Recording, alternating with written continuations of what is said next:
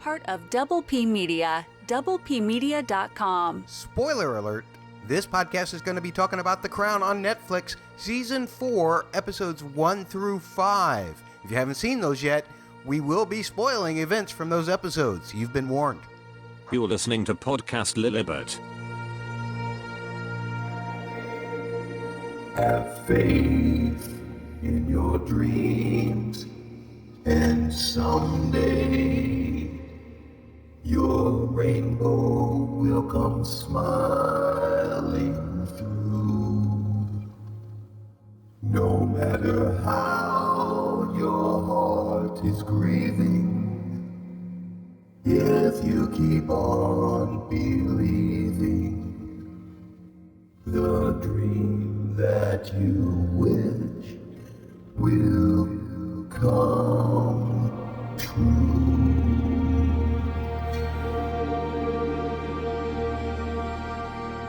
Welcome to Podcast Lilibet. That song that you just heard, A Dream is a Wish Your Heart Makes. It's my favorite Disney princess song.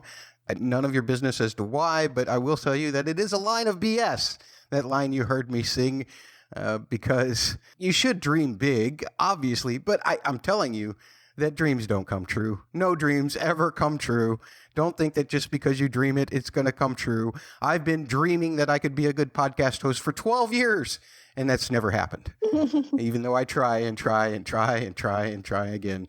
But, you know, there's always something that I mess up. Speaking of messing up, evidently the lashback from Wales from our last podcast killed Holly.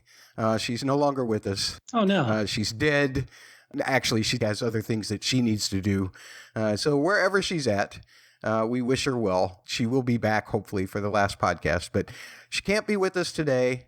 So in place of her, we have a returning guest, someone who knows her ibble dibbles from her dibble ibbles every time without fail.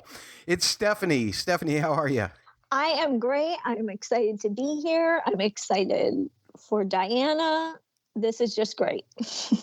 Well, I am glad that you are here to save us, because there would be nothing worse than two guys talking about Diana without the input from a woman. We needed the female experience on this one, which brings me to my other co-host. He's the other guy that I'm talking about. Now, most of you folks know him as Bubba, but around here we just call him Eeyore. Eeyore, welcome back. It's great to be here, so I'm not out in the 100-acre woods all by myself. You've always got Pooh Bear. He likes Piglet better than me. Kind of like how Charles likes Camilla more than Diana. Always me. All right. Well, folks, it's always about you, actually, not about Eeyore or about any of us. We're going to tell you what we think, but we want to know what you think. So please tweet at the word double, the letters PHQ on Twitter, or you use the same handle on Instagram, or you can tweet to at Lilibetpod, Lilibetpod on Twitter, with your thoughts about these episodes or any episodes or the podcast or any of the podcasts that we've done. We want to hear from you. You can also leave comments at the Facebook page. That's facebook.com/the word double, the letters PHQ, or you can find and leave comments on the videos at the Double P Media YouTube page by simply looking up Double P Media, the word double, the letter P, Media on YouTube. Or you can even send an email to hello@doublepmedia.com. That's enough of the podcast business. I think it's time that we get into talking right about these episodes. We talked a little bit before the podcast started. I know that Stephanie is going to give this a decent rating because she likes these episodes. Stephanie, how would you rate Season 4, Episodes 1 through 5, which is what we'll be talking about tonight, of The Crown on Netflix? Well, you know, I debated between giving it a 9 or a 10. Oh, man. Wow. Oh, man, it's either perfect or practically perfect. That's a double P. And I think I'm gonna go with a 9 this time. So Oh, you cruel judge. What took the point away? I didn't get to see the wedding. That really disappointed me. I wanted to see Diana's wedding, and I know they did all the foreshadowing and the leading up to it and everything, but we didn't get to see the actual wedding, and I was really disappointed in that. Oh, but you know what? Bubba and I did get to see the wedding, probably against our will. I think we were both woke up as young children in order to witness the wedding live. Actually, I actually flipped over to the UHF dial and watched cartoons and then saw the rerun of it because they played it like 7 times on Shame. NBC or wherever it was they played it that day. So, yes, I didn't see it live. Yeah, that's the way my life goes. But Bubba, you did see it live. You also saw these episodes. Well, how did you rate them? Well, I want to say, I mean, I was really, really young, but we all woke up. We were used to waking up for things happening in England, whether it was Wimbledon or whether it was a royal getting married. And so, yeah, we woke up for this. I was way too young. I do remember it was all those people there. It did look like a fairy tale. It didn't look like something real. And it's fascinating all these years later to enjoy them in this show, The Crown. And so my score, it is a very odd score. I want you guys to forgive me for this odd score. But for these first 5 episodes of season 4, I'm going to give it 8 double E's out of 10, but also 4 double S's out of 10. Ooh, wait, double S's and double E's? Yeah, I was going to see how you guys could handle that. It's very difficult. The degree of difficulty, the double D, Right. was very awful. So the 8 out of 10 double E's, what's that for? That's for excellent episodes. On the last podcast, when we were talking about season 3, I was very rough on episodes I felt were formulaic. And these episodes didn't feel formulaic. I thought they were really, really excellent here in season 4. But what's weird is that watching these 5 episodes, I only gave it 4 out of 10 on a double S, meaning it feels like a shapeless season. The season begins with Lord Mountbatten being assassinated by the IRA. And it feels like, oh my goodness, this is a big deal. Now, I was way young when this would have happened. If I would have been alive, I guess, when this happened, but really, really young. And so, wow, this is a shocking thing. He was assassinated by the IRA. What's going to happen next? Well, apparently, for the next 4 episodes of the show, the IRA and Lord Mountbatten really don't come up too much. And so I'm like, well, what is the shape of this season? Is it about our new prime minister, but she's kind of in and out? Is it about Charles and Diane's doomed romance? Well, yeah, but they actually, at times, that really falls to the background. So it's a shapeless season made up of individual episodes that work wonderful as themselves, as standalones. But halfway through, I'm kind of wondering where this season's going. So that's a lot of rambling from me. I really did love these episodes. And when we break them down, I want to sing their praises to high heaven, double H. But Matt, I've talked. What about you? Well, I love that you brought up double H's because I'm going to give my rating 8.9 out of 10 to what I like to call double H as well. Ooh, double Wait, H. double H? Yes, horrifying helicopters. Because Andrew scared the crap out of the Queen Mother and several standers out in the gardens when he flew that helicopter in there. At any rate, I think this is maybe my lowest score. Wait, 8.9? Yes, and that's because I can't rate anything lower than a 7. No. And so this is a relatively low score for me. The main reason that I have, you brought up how the fact that nothing else was brought up about Lord Mountbatten, how very little of the Falkland Islands War was addressed. It was all glossed over by other stories, most of which were completely made up. There's an article in the Daily Mail that I'm going to be citing oftentimes in this show, which just shows that season 4 is the biggest offender so far in terms of stretching the truth or just creating things for the sake of drama. And one thing that I do think, Bubba, you made an excellent point that the Daily Mail article didn't address is the fact that it probably, this stretch of time, needed some making up in order to create good drama. And I feel like there is a lot of good drama in these episodes. But as much as I've been on the historical aspect of everything, Yeah, way too much. I couldn't ignore I couldn't ignore it, this fact. And when I read this Daily Mail article, I was really put off by some of the things that I found out that were just out and out for drama's sake. On the other hand, I'm a huge X-Files fan, so anything Gillian Anderson does, I'm down for. I'm with it. And I feel like that she really did an extraordinary job. Let's play our first game That's what's worse in terms of these 5 episodes. Need to review our polls from last time. What's worse, this is the one that ran Holly off. Going to space or going to Wales for university. Oh, man. Evidently, out of 1,000 votes on the 100 Twitter, Yeah. it's almost like 6 out of 10 people voted that space was worse, which makes sense to me. You can't breathe out there. Yeah, they just saw Branson go into space. That tells everybody when we record these things. And so, yeah, everybody saw that and said, that looks miserable. Well, if he's out there now, then Right. space is definitely worse, right? Another poll that we had, what's worse, finding out the love of your life is maybe in love with someone else, or finding out that your family has arranged that person that you love to marry the other person that they are in love with. So it was possible cheating or definitely arranging. Out of 1,000 votes on the 100 Twitter, 60% of you said possible cheating was worse. One final poll here. Having your son air out his family grievances in a public speech, or realizing that your husband Philip had warned you not to let him write his own part of that speech, and you let him do so anyway.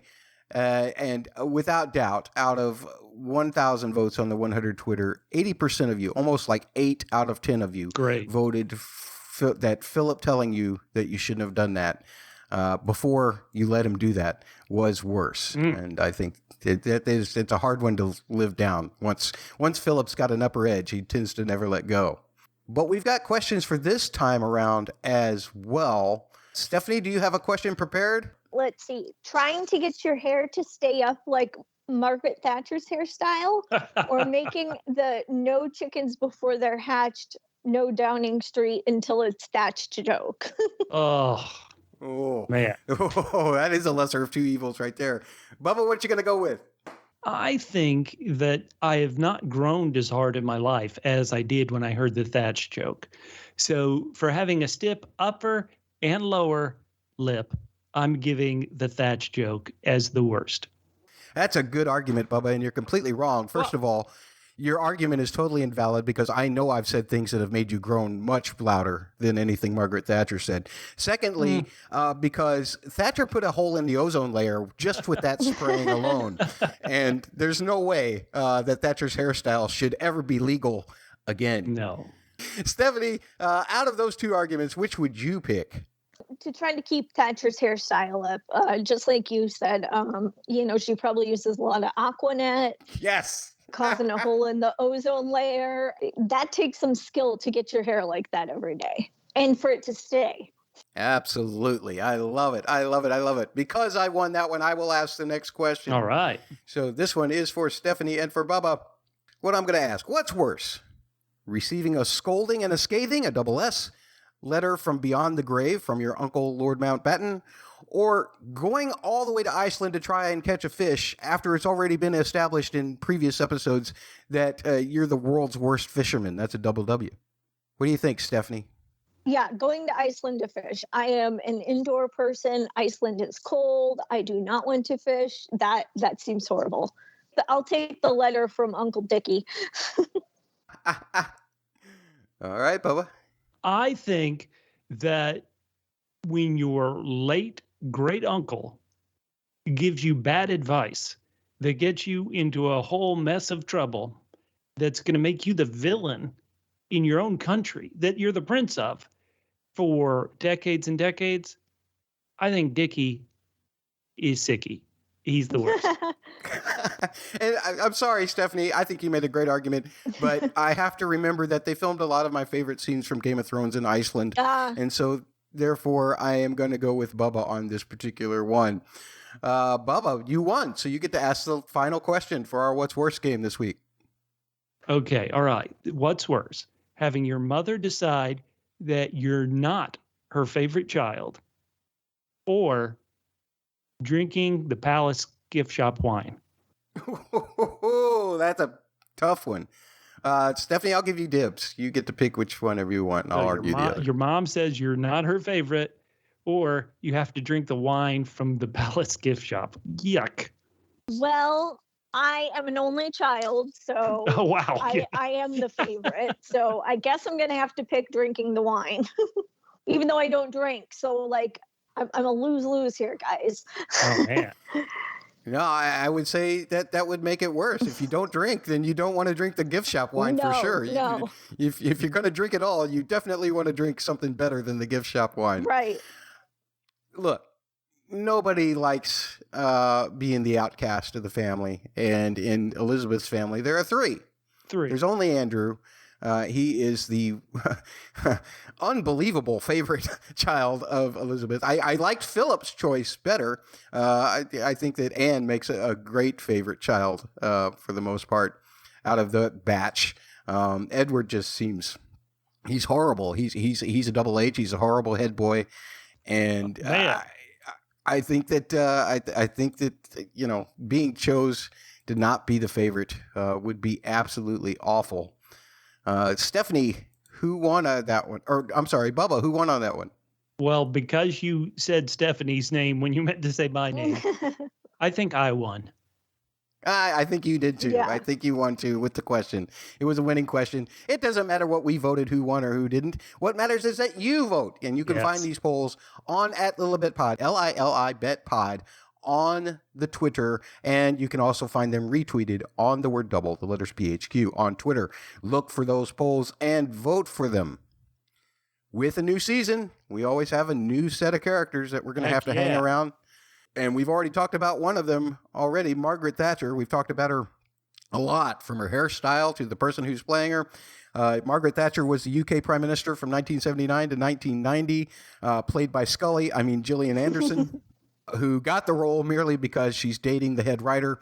No, I'm kidding. That relationship has been a little bit odd and on. It's been off and on, and I love the fact that, they got to find some time to spend time together, because she's always off doing some kind of acting thing. He's always off doing some kind of writing thing. And here they got to work together for a minute. Even though sometimes they can't stand each other, they break up, they get back together. As of February, I think they're back together. I'll put an article in the show notes so that you can find out for yourself. No wonder you've been reading the Daily Mail. All this gossip, Matt. What the hell? This one comes from the Mercury News. So that's one of the things that, which is not much more of a credible source. Oh boy. Now I've made all of the news media mad at me. No, not as really. Well. Fake news. No.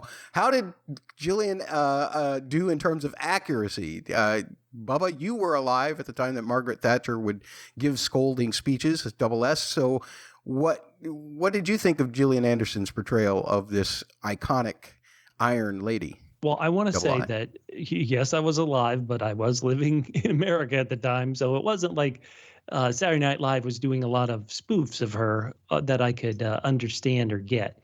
Not that I was too young for Saturday Night Live then too, actually, for most of this, now that I think about it.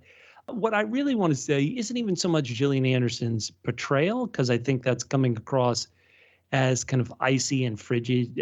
Maybe those are dangerous words. But I think what's interesting about the portrayal is that she's very human.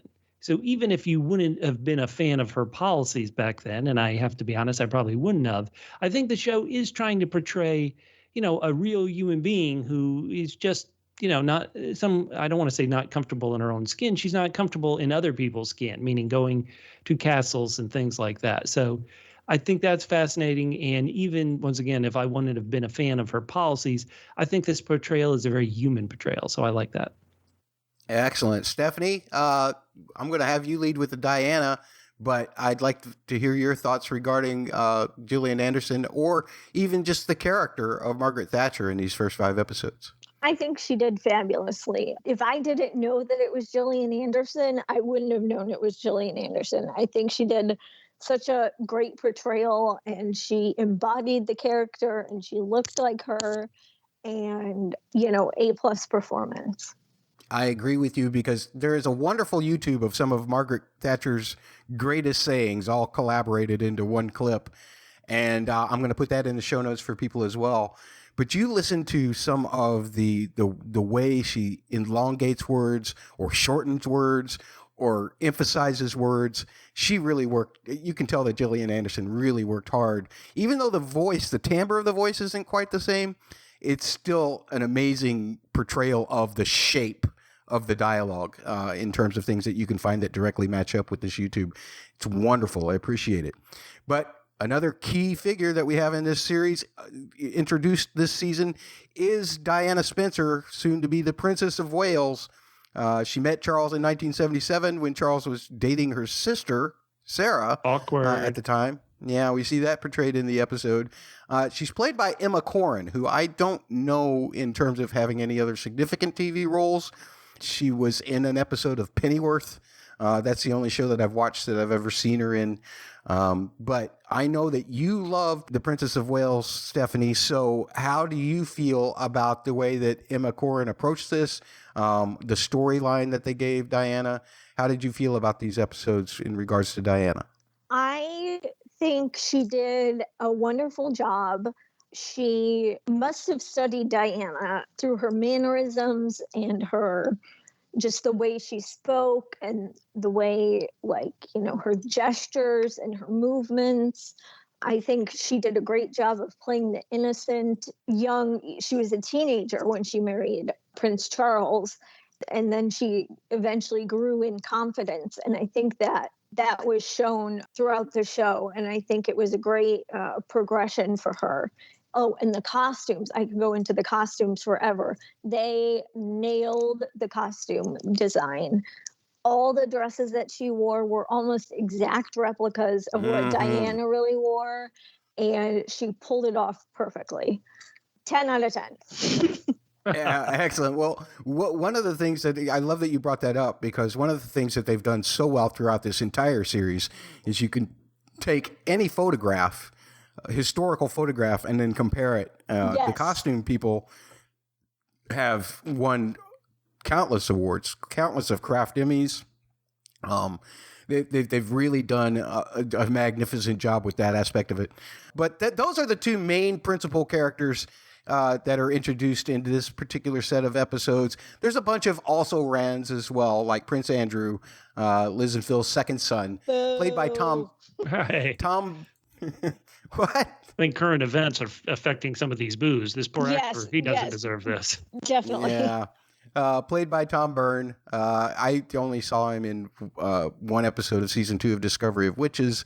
Prince Edward, who is Elizabeth and Philip's youngest, played by Agnes Imrie. Not sure how you say that name. I apologize, sir. Going to be part of the new Catherine Janeway Star Trek series called Prodigy. From what I understand, he's been cast in that in a prominent role. Lady Femoy, Baroness Femoy, also. She started out as a handmaiden and became a friend and a confidant of the Queen, and the Queen Mother, played by Georgie Glenn.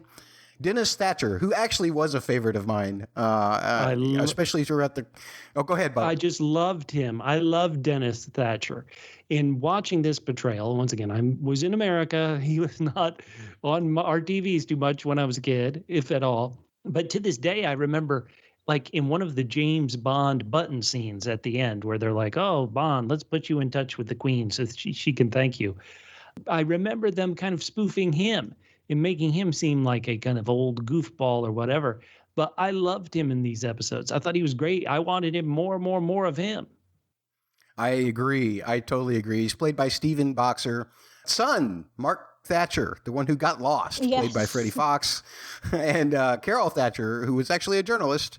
She is the daughter of Margaret Thatcher, played by Rebecca Humphreys.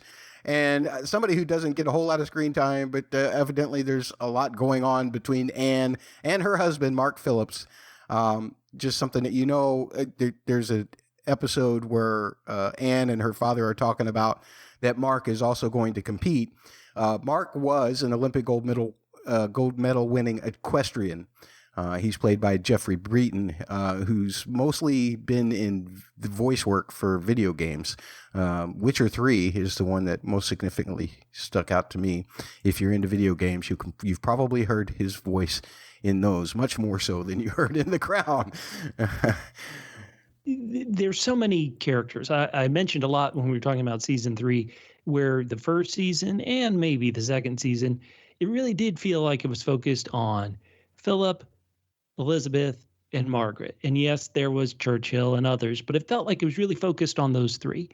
And now, as we've reached this point, the story and the characters are really just kind of spreading across the board. So it doesn't feel like we get a super long amount of time with any of them. Everybody gets maybe 1 or 2 episodes to shine, or 1 or 2 scenes to shine in an episode, and then you have to move on. And so I think that is making it a bit, maybe a bit trickier for the show. But because I love these episodes, all I can say is that good work, and it can handle all these characters. I can follow them and understand the relationships as well as I can, especially even ones that get very little time. Yeah, excellent. And that's a great point. We will start with Season 4, Episode 1, Gold Stick, written by the showrunner Peter Morgan. That's Gillian Anderson's boyfriend. And directed by Benjamin Caron. As Elizabeth and Fam do some ceremonial troop reviews, violence in Ireland escalates. Charles isn't enthused by the pomp and circumstance, so he drives to see Sarah Spencer, a double S. While he does, the rest of the family has lunch and talks about him behind his back and his romances, including Spencer and a lingering Camilla Parker Bowles. When Charles arrives at Sarah's, he meets her younger sister, Diana. Margaret Thatcher is elected the first woman prime minister and has some rehearsed lines to address the press as the Queen watches. Philip has thoughts, but Elizabeth doesn't want to hear them. Thatcher and Elizabeth have their first audience, with very deep curtsies and cabinet side bets included. Margaret goes home and irons some shirts and talks to her husband about the Queen. He has his own thoughts. Next, off to Balmoral the family goes for summer holiday, ripe with Elizabeth and Phil enjoying their ride, a double A. Double A. That's an Anne argument. And Margaret and Mommy, that's a double M, spend the time sleeping. Philip talks to Anne about her horse accident and trying show jumping again. From Ireland to Iceland, that's a double I, Mountbatten calls Charles. They argue about Camilla. Charles goes back to fishing and Mountbatten writes Charles a letter. In a montage, Mountbatten takes his family lobster fishing. Charles fishes in Ireland. Assassins plan and perform, that's a double P. Philip shoots at birds, and Elizabeth and Anne shoot at something bigger. At the climax, Mountbatten's boat explodes. The royal family, in their various locations, are notified of the deaths and that the IRA has claimed responsibility. The letter that Mountbatten wrote is given to Charles on his way home. The letter speaks of Mountbatten's disappointment regarding Camilla, the abdication, and what is expected of Charles. Thatcher and Elizabeth speak on the phone, with Thatcher vowing to go to war with the IRA. Charles gets home while Philip is looking at 500 pages of instructions for Mountbatten's funeral. Philip's kind of drunk, and he's jealous that Charles got chosen for the reading, and resentful of the fact that when Dickie started caring about Charles, he not only lost his own surrogate father, but also essentially got replaced as Charles's father. As the service for Mountbatten is shown, we hear the words of the IRA citing Mountbatten as a symbol of oppression. Anne is facing her own ghost before her competition. Philip and Elizabeth watch Anne compete, and she makes the Olympic team. Charles accidentally meets up with Diana again, and this time gets her name instead of having to call her Mad Tree, as she expresses her condolences regarding Dickie and her interest in him. So he calls Diana's sister Sarah, that's a double S, and yes, that's the same Sarah Spencer, a double S, that he was dating before, to ask about dating Diana, a double D. Whew. As Call Me by Blondie plays, Charles calls and asks Diana if he can visit her. The episode ends with him arriving at the Spencer home, almost like it began, with the same exit of the car, except, of course, this time he's come calling, a double C, for a different Spencer. A separate Spencer? A double S? I really liked Uncle Dickie. I think I appreciated his frankness and his directness. And I think part of that has to do with him being Charles Dance. I'm a big fan of Charles Dance. He almost reminds me of Tywin in these episodes. And I didn't know the backstory actually about the IRA and everything. So his death came has a big big surprise to me.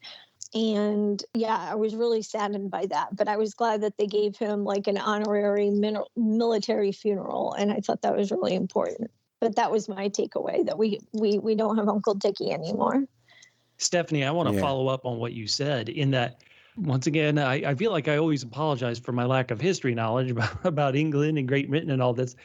As silly as it sounds to say, I spoiled myself on Dickie's death just a couple of days before I watched the episode, and not on purpose. I was just looking something up, and I was like, oh no, he gets killed by the IRA. Holy smoke. And it was like a spoiler you would see on TV, and that's terrible because this is somebody's real life. But that's the way I felt.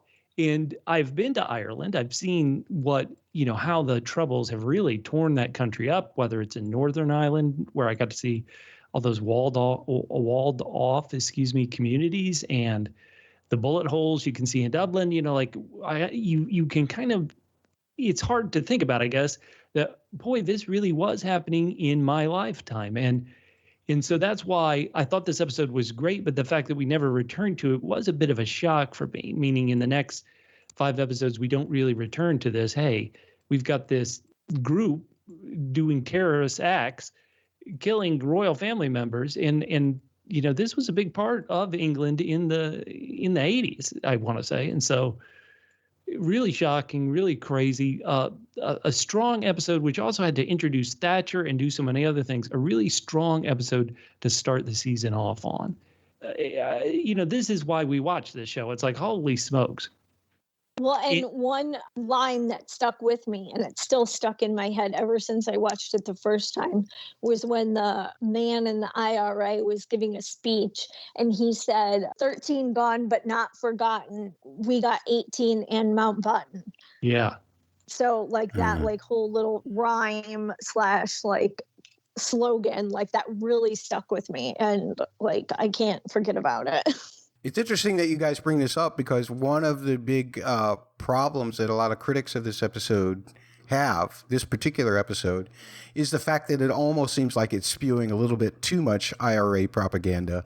They also cite the fact that, after 1922, there were only really 6 counties, which is still a good, it's a good portion of Northern Ireland, but it's still, there's only 6 counties that weren't liberated by the 1922 Act of Parliament. So just to think about the intensity of all of this happening, and for me and you, Bubba, it was in real time for our lives, even though we weren't probably exposed to it to the point where people who were living in the UK were. To think about that kind of madness happening in just such a relatively small area. Just the symbolism during the scene itself, when Mountbatten, he's going out with the kids to go fishing. The rest of the family is up at Balmoral, and or I guess Charles is in Iceland doing his fishing, but they're all hunters at the same time that Mountbatten is being the hunted. And Phipps's score, he used the parts of the establishment theme. I'm going to cover that in this episode. It was just so dramatic, the way that was all put together. I loved it. And Phipps's score gives everything so much scope. What else do we have on this episode? Bubba, you have another one? Well, I have a couple. I want to say that this episode starts with an image of Queen Elizabeth smiling. As crazy as it sounds, it's a very powerful image to begin the season on, where here we are halfway through it, and we're like, boy, how many more smiles is she going to have? I'm always so tough on Thatcher, just because, once again, I think I would have really rebelled against her policies. But I was thinking about her style, as I called it, the stiff upper and lower lip. And I was thinking, would the fact that if she were a man and had this very stiff, rigid attitude, would that have been seen as a positive? And would people be like, oh, look, strong backbone Thatcher? Or is it because she's a woman and has this stiff upper lip that some people kind of judge her toughly? Once again, I'm not talking about policy now. I'm just talking about presentation. And I thought, once again, even though I know her policies, and even in these episodes as they describe her policies, I'm like, boy, this doesn't sound good. This doesn't look good. I do think she presented as someone very human. I thought there was just great little moments in all of this. I really focus on Uncle Dickie, but I did like the scene between Philip and Anne. I Oh, like their yeah. relationship.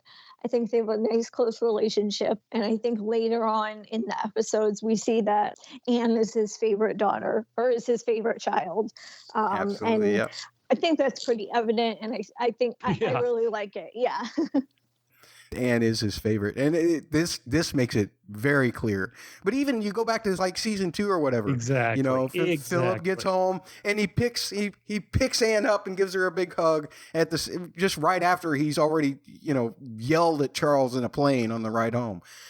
So it's pretty amazing the relationship that Philip and Anne have, and it is an adorable. He's a girl dad. Daddy's little girl. I think we should talk about Diana, who's introduced in this episode. And I want to say the way she is introduced in this episode, Matt, I'm going to preempt you here. If this isn't how they met, I don't care, okay? This is a perfect introduction of these two characters. It makes the audience fall in love with her as Charles is becoming intrigued with her. The way the scene is written, like anybody would be like, ooh, wow, she's fascinating. Tell me more about her. And I just thought it was great. I think it's like she's putting a spell on Charles and on us, the audience. I thought it was great. I thought it was, she is such a presence in history in these characters. And so if you're going to, when you have to introduce such a presence that a lot of your audience is going to be able to remember in one way or another, you have to do a great job of it. And I think they did. I just think it works 1,000 times well. Yeah, well, I'm not going to disagree with you there, Bubba, especially the fact that they're talking about Shakespeare. That's a great character callback. That's a double C for Charles, almost a triple C. And I love the fact that she is, appealing to him in that way. Don't forget, she's 16 years old. So Charles can't he take... is not. Hold on. Yeah, he is not. He doesn't come across as, sexy. But it's more like, wow, she's fascinating. First of all, that feels extraordinarily mature for a 16-year-old to act that way. To be able to be so playful, sneaking up. I mean, it was like it was taken straight out of a Shakespeare play anyway, the whole scene. And I agree. I agree that it was interesting, and it does give Diana a dynamic from the very beginning, which is great. But the realism or the lack of realism for it totally destroyed the moment for me. Terrible. Oh my God. Wait, when you were watching this, you knew that it wasn't how they met? I instantly, as soon as that scene started, I instantly had to go and look. First of all, I wanted to see if Sarah Spencer was even real. And second of all, I had to find out if that's how they met. Hey, she did charm him. When they did meet in a field somewhere on the Spencer home. That's totally true. And the way they portrayed it, I agree, is wonderfully dramatic. But at the same time, I'm just like, no 16-year-old would be smart enough to act like that. Would they? Yes, they would, Matt. We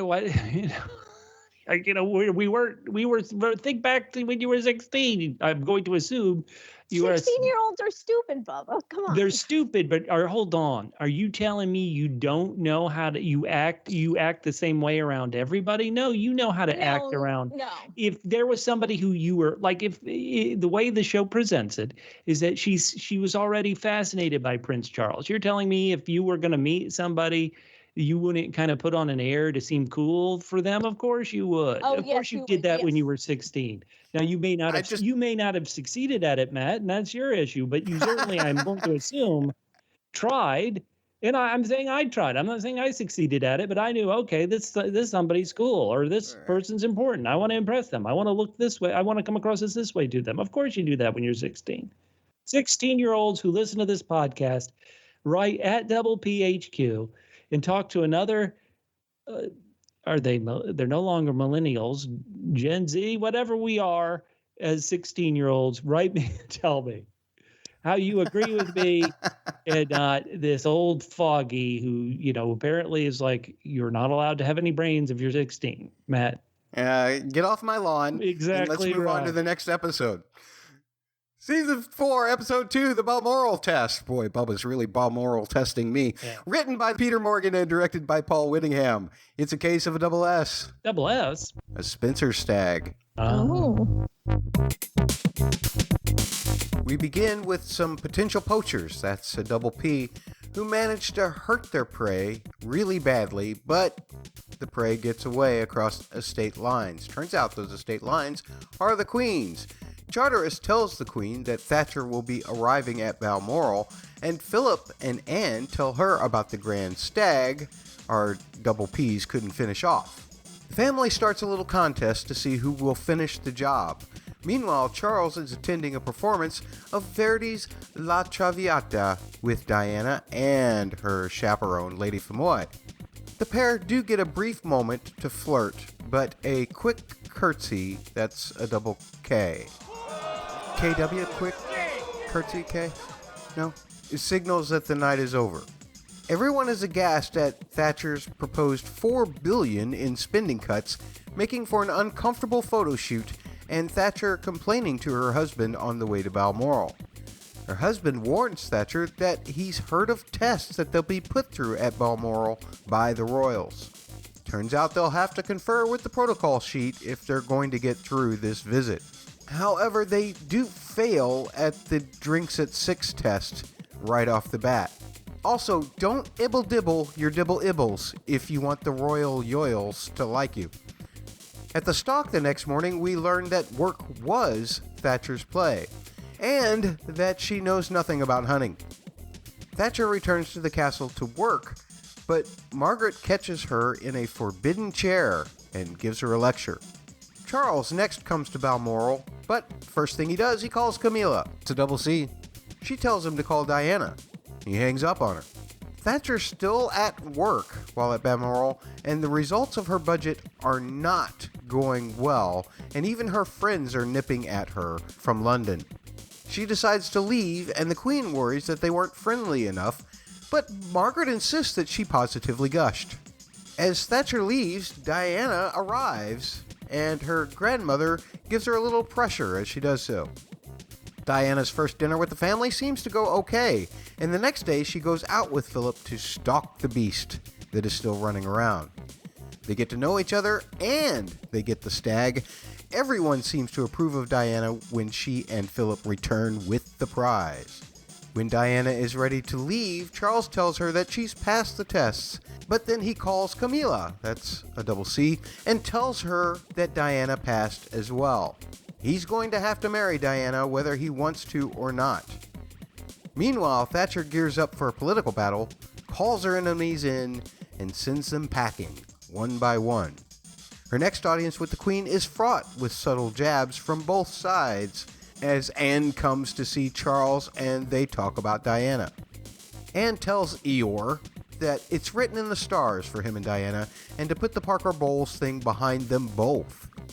As Brandenburg's Concerto No. 5 plays, a stag head is mounted on the wall. Thatcher gets a new picture taken with a reshuffled cabinet, and the press paparazzis the potential princess. That's a quadruple P, right? Guys, put it on a poll. Too much metaphor. To me, Charles is the stag, and it's only Diana and Philip combined that can eventually bring him down, which is exactly what happens to Charles in this episode. It's not just that Diana and Philip are able to take the stag down. Charles even points out the symbolism to Camilla. I just want to write a letter to Mr. Morgan and say, I got it. You didn't have to drag it out over a whole episode. On the other hand, that was not a real stag. It was computer generated. No stags were hurt during the course of the making of this episode. Oh, wait a minute. They weren't. That's not true to history. Now, it is true to history that they've got some damn good computer people working on that show. Oh, when they want to have. So, because I think that won an award, that stag won an award from the visual effects people. So, so excellent job with that. Stephanie, what do you got for me? So an important part of this episode, I think, is that Uncle Dickie, kind of puts Charles in line and says, you need to find a wife. You need to stop messing around. This Camilla lady, she's already married, blah, blah, blah. He sort of pushed him into Diana, which I think is very important. And he played like a pivotal role in that happening. Mm-hmm. Right, Stephanie. I want to piggyback on what you're saying, but it's also Camilla. who is pushing Charles. Hey, call her up and say that's this. true, Like yeah. every single person except Charles, and that's an important point, is saying, like, let's do this. She passed the Balmoral test. Everybody is saying, Charles, just do it. Charles, just do it, including the woman he's in love with is saying, hey, Charles, just, call up this young Diana Spencer. Is Charles a bit weak? I think that's what the show is trying to tell us, especially this bit of Charles. He's not a young man anymore. He's close to 30, right? But it's like if everybody's telling you to jump off the pier, sometimes you do jump off the pier. And especially if it's like, well, it doesn't seem like it's that bad down in the water. So I didn't mind it too much. I thought what's interesting to me is how in this Balmoral test, Charles is never a part of the family activities. Like he shows up later, like the whole family is doing stuff and Charles feels a bit removed. And so I thought that's kind of another interesting thing into his character. It's like he's not allowed to join in on some of the fun, or he didn't want to, or whatever. A lot of times in all these early episodes, and even last season, like the family would be doing stuff as a family and Charles wasn't in the episode. Now that could be a casting thing, he wasn't available or whatever, but I thought it was another interesting way to remove him from kind of the family bond. And I just thought it was so good. I think Charles is a weirdo and I've never liked him. So of course he's not going to be hater. Part of, yeah, I am a Charles hater. I will say it loud and proud.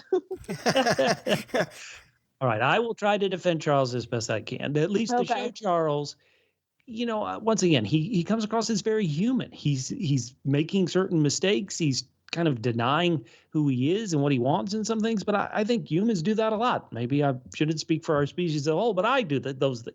I recognize those things in myself a lot. So very human portrayal. And, speaking of human, I keep saying that Thatcher is just so cold and rigid and prickly. And I'm not sure I would have gotten along with her, but she is very human, people like that. You experience people like this who don't like crowds, who just want to work, leave me alone and let me read my reports.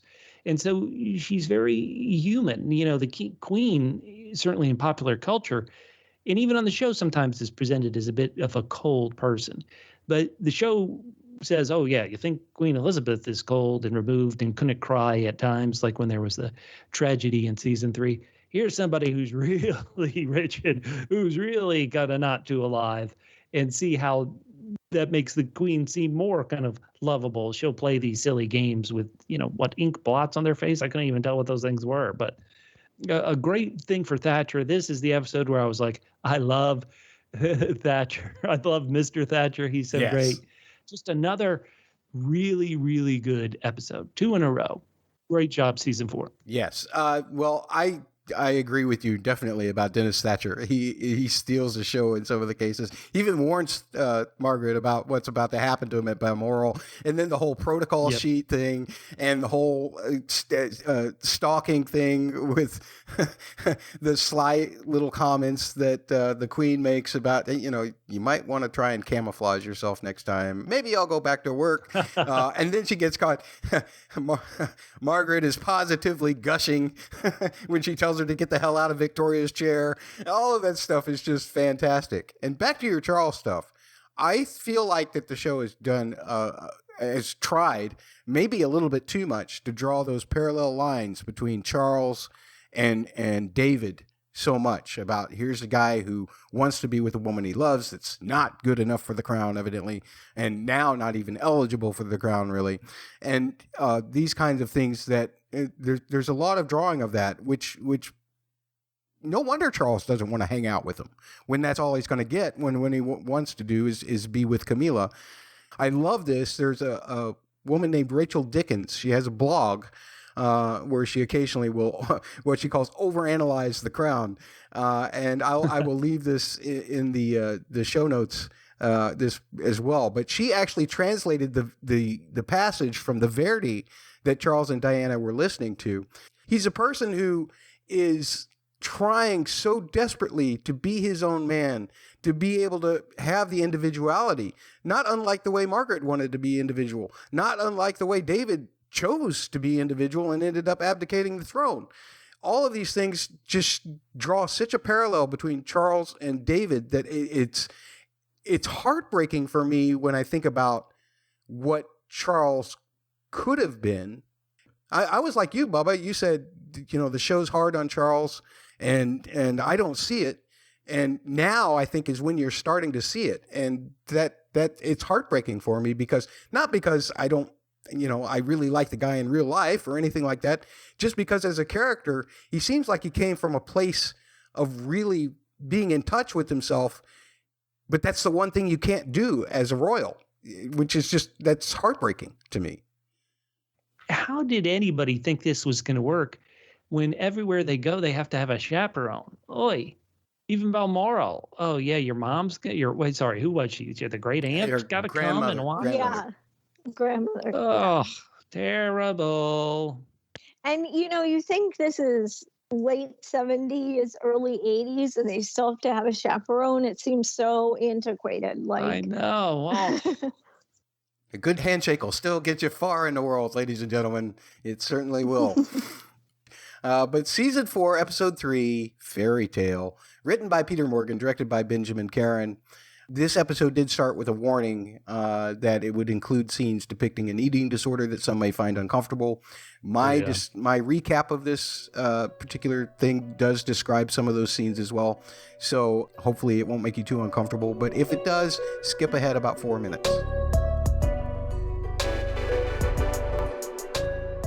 In a royal game of phone tag, the Prince of Wales tells the Queen that he's proposed, and she tells everyone else. As Stevie Nicks' The Edge of 17 plays, Diana returns to her flat and celebrates with her friends. The Queen lets Diana pick from a box of chocolates, and Diana picks a ring that will cost the crown some money, as opposed to ones that they already own. Elizabeth notes Diana's youth, and Charteris suggests some tutorials from the Queen. She says she's too much as a softie and instead suggests Diana's grandma, Lady Femoy. Diana says goodbye to her flatmates to stay at the royal apartments, and when she arrives, curtsy protocol is a challenge. The royal engagement announcement is made, and a symphony of camera clicks accompany Charles and Diana's first official appearance together. Yeah, there was a double C in there, right? Press questions don't go so well as far as one of Charles's answers, nor the fact that he's bolting for the door as soon as the interview is over. She talks it over with her flatmate friends. That's a double F. She sees Charles off at the airport where he's invited Camilla to basically become part of their lives. Bad call, Charles. Lady Femoy promises a royal tutorial in 20 lessons, but it's going to be hard. Also difficult is answering all the mail that Diana's now getting, but she tries for a while. She roller skates around the palace to Duran Duran's Girls on Film and window watches, that's a double W, as the Queen continues to ignore her. Septa Mordain continues to give the sons a tutelage, Baroness Femoy and Diana. And Diana can't get a call through to the Queen or the Prince. And then things take a dark turn. We then see Diana gorging and purging herself. Things are getting worse, including her speech practices, where she gets tied up quite often. She calls her former flatmates, that's another double F, and complains, and then sees a note from Camilla. They have lunch, and Diana gets the kind of education about the royals that Lady Femoy is not likely to give. It stresses Diana out how much Camilla knows, and she doesn't. So she gets back from lunch where she had once again gorged herself and purges herself again. She finds out that Charles is flying back a day earlier than he had originally told her and finds plans for a bracelet that he was planning to give to Camilla. She is upset. As Elton John's Song for Guy plays, she tries to dance the stress out. Charles gets home and goes straight to Highgrove and Camilla. Then, as I Vow to Thee, My Country plays, Charles leaves Highgrove and comes to the wedding rehearsal. Diana then tells Charles that she knows everything. He says he's called everything off between him and Camilla and gives her a Prince of Wales ring. They go through the rehearsal. Margaret notices the tension. As the elders of the royal family have a meeting, Margaret tells them that this is not right. Philip says it is. Elizabeth walks away and finds Charles and tells him a story about Queen Mary of Teck, with the moral being duty. We then go to the royal wedding day. Everybody's getting dressed and getting ready to leave, with the final shots being of Diana in her dress and Charles in his uniform.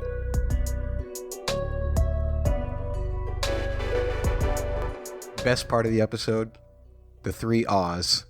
First, it was the Queen Mother's, "Aww." And then it was Margaret's seductive, "Aww." And then it was Anne's real short, "Aww." I love that. That was so perfect, man. That scene was crafted so well to me between the 3 of them. I just thought that was beautiful. Charles relay, it just the classic phone tag. I loved it. That was perfect. Yeah, you're right. That was perfect.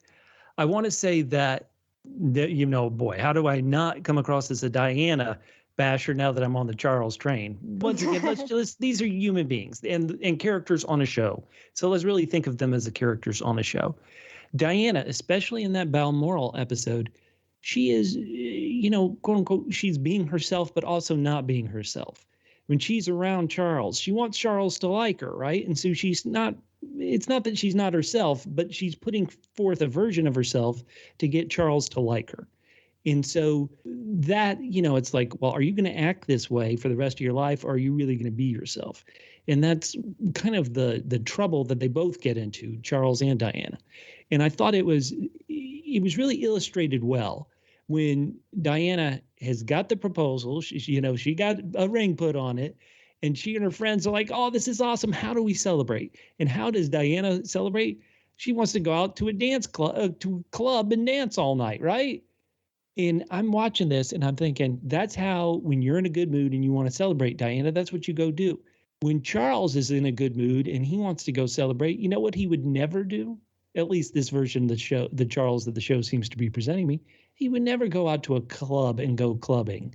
Yeah. And so you're already seeing, oh boy, this is not correct. And so throughout the whole episode, I thought, like when she would pick the ring and such, the way it read to me is that Charles does like her. He's not marrying somebody he hates because there's, look, we've got to join the bond to make our houses strong. Like, this is Game of Thrones. You're doing a marriage just because, make the houses stronger, and you don't like this person, just suck up and do it. No, you can tell he likes her, but he doesn't love her. Yeah. And so I think this is very fascinating about this. I think one thing, here I'll pull a double M Matt Murdock and say that the whatever in love means scene, I watched that scene, and then I watched it on YouTube. And what's funny is the meaning the real life version on YouTube. I went and found this scene. Right. And what's funny is, in real life, it's still not a smart thing you would say, but Charles and Diana are kind of like giggling about the whole thing. And in Charles's, line, because he's giggling as he says it, it really is meant to be like a flippant, lighthearted thing. Right. Where the show, there's like a dramatic pause right before it, maybe a dramatic pause right after it, to kind of focus on that line, because she's going to later mention it to some people. But when you watch that clip in the moment, there were no dramatic pauses. Like, everybody's talking, everybody's thinking. It seems to be like a lighthearted quip that he's saying, because once again, they're still both giggling. And so I thought that was interesting. And Diana's loneliness, because this is when she's suddenly in the palace, all by herself. I was thinking to myself, you've got all this room. You're going to have your friends come live with you, so you wouldn't have to be all alone. She didn't have her friends come visit her. It just felt weird. On this story we're being told, though, they didn't have her friends come visit her, and so I'm like, oh, that's terrible for her. Well, I actually have a story about the ring. I don't know if it is a myth or if it's just evolved over the ages, but Let's hear it. The rumor or the story is that, Diana was presented with this lovely box of chocolate of rings, and she chose the biggest one. She chose the biggest sapphire, the biggest ring, the biggest one. And when she did, the queen was like, her eyes like bulged out and was like, oh my gosh. So that's the story, that Diana chose the biggest ring possible that she could and have. I agree that that's an age thing. When you're 19, are you not going to pick the biggest ring? Right. Right. And you have no restrictions as to what you choose, at least not in terms of is implied in the episode, I would totally go for the biggest ring if I was her, especially at that age. Because you know why, Bubba? Because when you're young, you don't know Why? anything. Man, this ageism that happens on this episode, I completely disavow. Yes, Once again, Gen Zs, join with me. We shall go to freedom. yeah. Matt wants you to get off his lawn. Yes or no? We'll put that on the poll. Gran Torino Matt is.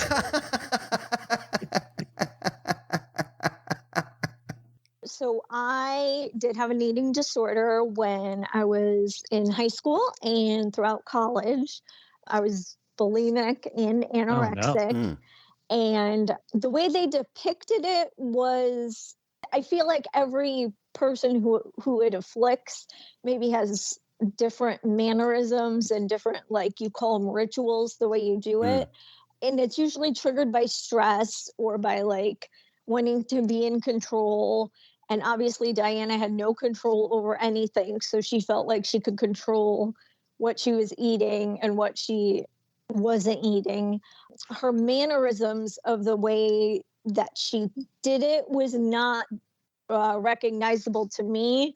I wouldn't like go in the middle of the night and gorge like on chocolate cake and stuff and then immediately go to the bathroom. But the water faucet trick is definitely a thing that people do to try to cover up the sound of someone, sorry to be graphic, but throwing up. Right. But it's usually not immediate. Like it made it seem like she went and ate and then immediately went to the bathroom. Like that, it kind of doesn't work that way. Like even just like physically and biologically, like you have to wait a little bit and then you can. But they definitely depicted it in a realistic way. Okay. And she suffered from it for a while. Her wedding dress had to be tailored so much that her waist went down to 19 inches. Oh. Which is Wow. which is really small. Yeah. So like from her first fitting and then with all the stress and the control and everything like that after like the eating disorder, like she shrunk so much that they had to almost like redo her dress. Wow. So yeah, so it is, and I'm not, they never really, in all the biographies and everything that I've read, I think the way she got over it was because she had a nutritionist and everything, but she still continued to exercise excessively afterwards, which is also kind of a no-no. Normally, like, it's kind of discouraged to start exercising right away after you're like recovering from an eating disorder. So it seems like in her later life, she got over it. She looked healthy. She was good and everything, but it always stays with you. So like once you have an eating disorder, it's kind of always in the back of your mind, no matter what. It's kind of a disease that doesn't really go away. Like you can have it under control and you can eat normally and function normally, but it's still always there. Stephanie, thank you for your bravery in sharing that with us, because I'm sure that, as you said, if it stays in your mind, still stays in the back of your mind, then I'm glad you're able to talk about it. We appreciate you sharing that. Oh, you're welcome.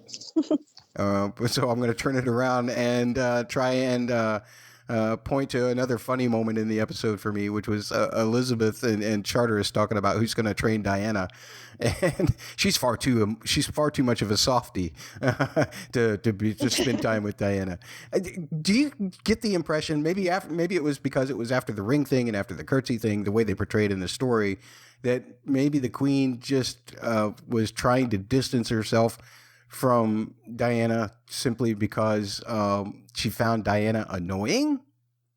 No, that didn't in the show. That didn't come across to me. Okay. Diana did get lessons, as we know, and stuff. But what's interesting is that, so Diana was, like the first, I don't want to say outsider, but, the first big celebrity coming in, marrying the future king. And she took lessons. I'm not sure whether Kate Middleton, when she married Prince William, had lessons, but I do know that Meghan Markle was not even offered the chance to have lessons. They kind of threw Meghan Markle in the deep end, which, as all the drama's happening now, that could be part of it, because she didn't know the rules, she didn't know the protocols, the staff didn't like her, and it might be because she didn't have any training on how everything worked. But I think Kate seems to fit in seamlessly, so I'm guessing she did have lessons as opposed to Megan. Okay. Well, Stephanie, you're giving us spoilers for season 7. So, oh my goodness, there we go. Sorry. Oh, if they would only get there. I don't think they're going to, but Stephanie, sorry to interrupt, Matt. Stephanie, can I ask you a question? And that is, there's what feels like a very powerful scene in this episode between Camilla and Diana going to lunch. Mm-hmm. And before I say what my impression of it was, I'm positive I was wrong, but I wanted to know, as a woman watching this, what did you think of that scene? Was there any warmth in it? Was it a battle? What did you see when the two women had lunch together? You know, that is a good question, because honestly, I didn't know if that was true or not. Like, I'm pretty sure that Camilla did invite Diana to lunch. But as Diana, I would be suspect, and I wouldn't know what Camilla's motives were. Camilla seemed to be genial and nice, Yeah. and like, oh, Charles, blah, blah, blah, blah, blah. But like, the more they talked, it was obvious that Camilla knew Charles way more than Diana did. Mm-hmm. And I think Diana knew how close Camilla and Charles were. So maybe she was going just to see, like, to kind of maybe form a friendship or something. But I still think it would be very uncomfortable and very weird to go to lunch with your, like, fiance's, like, basically Camilla was the love of his life. I think that would be very difficult, and difficult not to be jealous. Even though Camilla seemed lovely and she seemed really nice and stuff, I would have a problem with it, I think. Yeah, I was even wondering what the show was trying to say about Camilla's Yes. thoughts Her on the matter. intentions. Because she had encouraged, just an episode before, I believe, she had encouraged, Charles to call her up, tell her he misses her, and for all the world wants to, it's like she's sending mixed messages. It was just fascinating. And so, there's obviously the quippy lines, oh, I'm all for sharing and things. But I wasn't sure, because at times I thought, are they trying to really be friends? And so I wanted to hear the female perspective on it. And so thanks, Steph. Oh, you're welcome. And now for the wrong perspective. What do you think, Matt? Uh-oh. Also, somebody who did recognize that there was trouble and tried to make a point was Margaret. And she saw the writing on the wall at the end of this episode and tried to tell them all. Elizabeth went all just completely the other way with it, because she was convinced that Diana was the right person, just as long as she didn't come around her too much. And so I feel like Margaret was still bringing this up, and the power behind it was still the Peter Townsend stuff, true love versus whatever love is, or what have you. So now, Matt, can I say something and not set you off on a tangent? I read an interview, because this is a fascinating show. You go to Google after it's over. I read an interview that this was the actress's idea. Helena Bonham Carter was like, oh, it should be my character who says, oh boy, this is trouble. Now, you could get frustrated, like, oh, wait, they're making this up. I think it is, once again, this is a show trying to entertain us. And I think that was a great use of drama to get us to say, oh boy, okay, yeah, somebody who's been through this before would recognize it. I didn't mind that seemed to be, once again, made up for the show. I thought it was a smart, natural thing that would happen in these shows' version of these characters. Oh, I don't disagree with you there, Bubba. I'm just saying that if we're going to look at it as just a story, and it came up with, if Helena Bonham Carter came up with this idea and Morgan said, yeah, go with it, the perfect way to tie it in is her background with the Peter Townsend stuff, right? Oh, yeah. Ugh. Charles, defender. I think this was in this episode that he had the bracelets made the day before the wedding for Camilla, for him and Camilla, with their stupid nicknames on them. Like, What a jerk off. He was giving that as a goodbye present. Whatever. Yeah, well, looking at it from a character, did he really? I mean, is he just pulling a Philip here about the ballerina? I don't know. No, I took it once again. Maybe I'm too snookered by Charles's charm, but That's a double C. Thank you, Matt. I sometimes throw those out just so you see if you're paying attention. But I could see this character, the way he's presented on the show, doing something like that. He is almost, that is kind of like a doomed romantic kind of vibe, and that's the way the show always presents Charles to me. So I took his word at it. Obviously, the episode implies that his word didn't last too long, but I was like, okay, maybe this this very human, flawed guy would think of something like that. Well, I love her, but I've got to say goodbye to her. How can I let her know that I'm saying goodbye? Oh, I'll get her this bracelet. After one last fling, overnight, the night before our wedding. Yeah. Right. Well, of course, it's right. You don't want to do it while you're married. Okay. Yeah, okay. Oh, but like that matters, Bubba, that he's married. Well, this is what's so crazy is, once again, I'm not the British history expert, but I keep looking back at all these Henrys who were like, that wife didn't work. Next. This wife didn't work. Next. And I'm not saying that's the way it should be. That's not the way it should be. But I would, sometimes I wonder, well, dude, you're going to be king. Why not just say, my way goes? And what this really makes me, boy, okay, I've stumbled into what I consider kind of a big thought that was in my mind the whole time.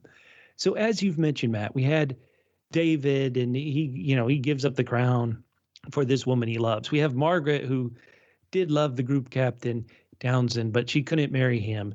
And then we have Charles, and it's like, oh, I am in love with Camilla, but she's obviously in love with somebody else too. It's a mess. I have to get married soon. I've got one thing to do, and that's produce an heir and be king. And it makes me think that the show never really showed us, the show has told me as a viewer many times that Elizabeth kind of ramroded her way. She wanted Philip, and she kind of said, no, this is going to happen. She made it happen.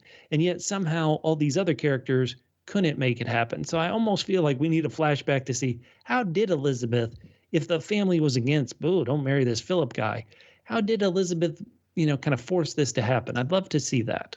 More episodes of The Crown. That's what we need. And we need a prequel Crown. Anything else regarding this episode? No, we got to follow these love-struck kids on their new marriage of happiness. Well, Dun, dun, dun. dun, dun, dun. Season 4, Episode 4, Favorites, spelled the proper way, the UK way. Written by Peter Morgan and directed by Paul Whittington. It's a case of double C's. Double C's? Choosing children. Yep, you got to do it.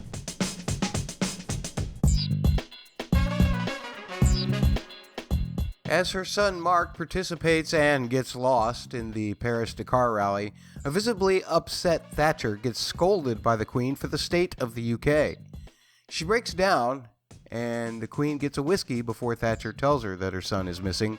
The Queen discusses Margaret having a favorite child with Philip, who says that they actually both have their own favorites. His is Anne, and hers is, well, she doesn't know. But Philip says that she actually does know. On the Falkland Islands, a British survey team finds a group of Argentinians rebelling. Elizabeth goes to Charteris and schedules meetings with her kids in order to figure out which one is her favorite. Thatcher is briefed about her son and the Falklands. Her husband and daughter notice her distraction. Prince Edward is the Queen's first, quote, meeting. He's had it rough at Gordonston, and Elizabeth is having a tough time thinking of how Edward could be a favorite. Everyone is having a tough time finding Mark Thatcher, so when a potential escalation of the Falklands gets into the briefing, Margaret responds with toughness. Next on Elizabeth's list, she goes to see Princess Anne. They go horseback riding, and Anne speaks of trouble in her marriage, trouble with the press, charity troubles, and jealousy of Diana's popularity. Meanwhile, Mark, that's a double M, and the Queen watches as Thatcher is delighted that her son is safe. Philip comes in to rub in the favorite child joke bit that Elizabeth is going through. When Mark gets home, actually all he wants is gravy. Mark's twin sister Carol has had enough of the favoriteness that Thatcher shows, it seems that Argentina has had enough also. Thatcher is briefed of further escalations in the Falklands. Now, Prince Andrew's aerial acrobatics, that's a AAA, do not impress most of the royal family as he comes for lunch with the Queen. As they lunch, they discuss titles, potential fiancés, and Falklands. And speaking of Falklands, Thatcher is now ready for war, despite the economics and public opinion of it. Her daughter Carol tries a little bit of psychology with her mom regarding their own relationship. The Freud stuff reveals how Thatcher disrespected her own mother for just being a housewife. That's as she prepares to cook dinner for the chiefs of staff. The final child, Charles, that's a double C, prepares to have his mom for lunch. And Diana isn't feeling well, and she's very pregnant. Once the Queen arrives, he shows off his garden plans, but the Queen's a bit bored. Is that a double B? The Queenly query, that's a double Q, reveals that Charles is still thinking about Camilla and complaining about Diana. Elizabeth scolds Charles and leaves, then looks through family photographs. That's a double F, right? No?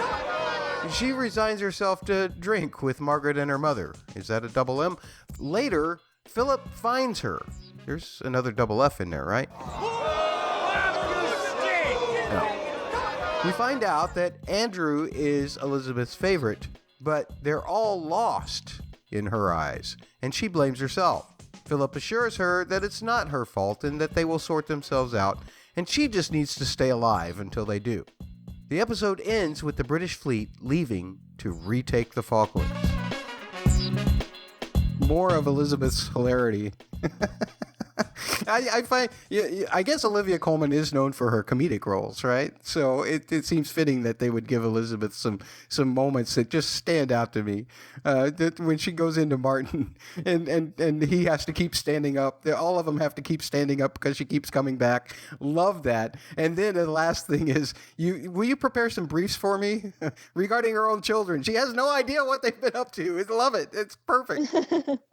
What do you got, Stephanie? Let's talk about favorite kids. Excellent. Who is yours? My favorite kid, Greg Brady. Right. I did like Greg Brady when I was a kid. There we go. See? Andrew is terrible, and he's a pedophile, and I know he's not a pedophile. Well, he's kind of a pedophile right now. Anne is fine. It's Edward, right? He's kind of a non-entity, and then who's the other one? Oh, Charles. Blah. I'm gonna go with the woman. All the men are terrible. Throw the men out. We're keeping Anne. I agree with you. Throw out the messed up men. That's a double N. Hold on. But, this male right here wants a word. Oh, you go, Bubba. I loved that we saw, once again, I've been using this, they're very human. I've been using this term a lot. I love that Anne, who the show has always presented in such a wonderful light, like the show, like Prince Philip's, loves presenting Princess Anne in a wonderful light. But I love that here we see her, slightly petty ways. Her, they love Diana because she's pretty and I'm not. And her marriage falling apart. And I loved all that because, once again, the show in some ways feels like it's always so much in the tank for Anne. And of course, I love the character too. But how do you make that character feel real? They must have some flaws. And I thought it was good to see those flaws, if I'm allowed to say such a thing.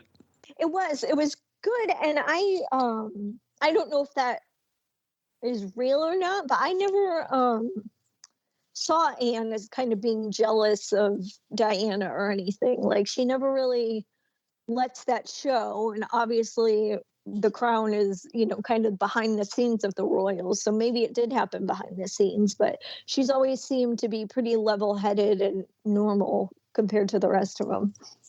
One of the things that is true about Anne as it's depicted in this episode is a whole bit about the Sergeant, Peter Cross.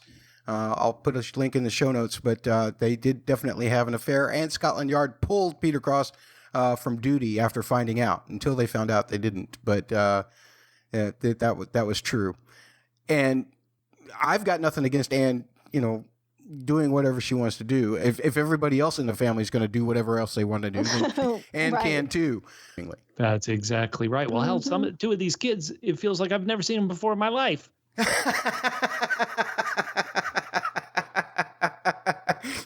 Prince Edward shows up and I'm like, who the hell is this? Yeah. Haven't seen him since he was a baby, since Elizabeth was holding him as a baby practically. Well, I guess he was at the Apollo launch. Maybe he was the one that says it isn't real. Oh my God. Let me say this. I'm sure as a parent, it's tough to realize, okay, this one's my favorite. This one's not my least favorite.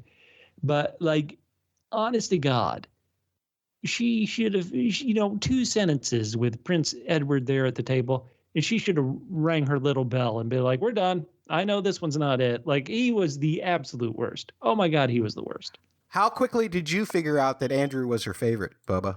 Because I did as soon as Andrew said, oh, I love the poached salmon.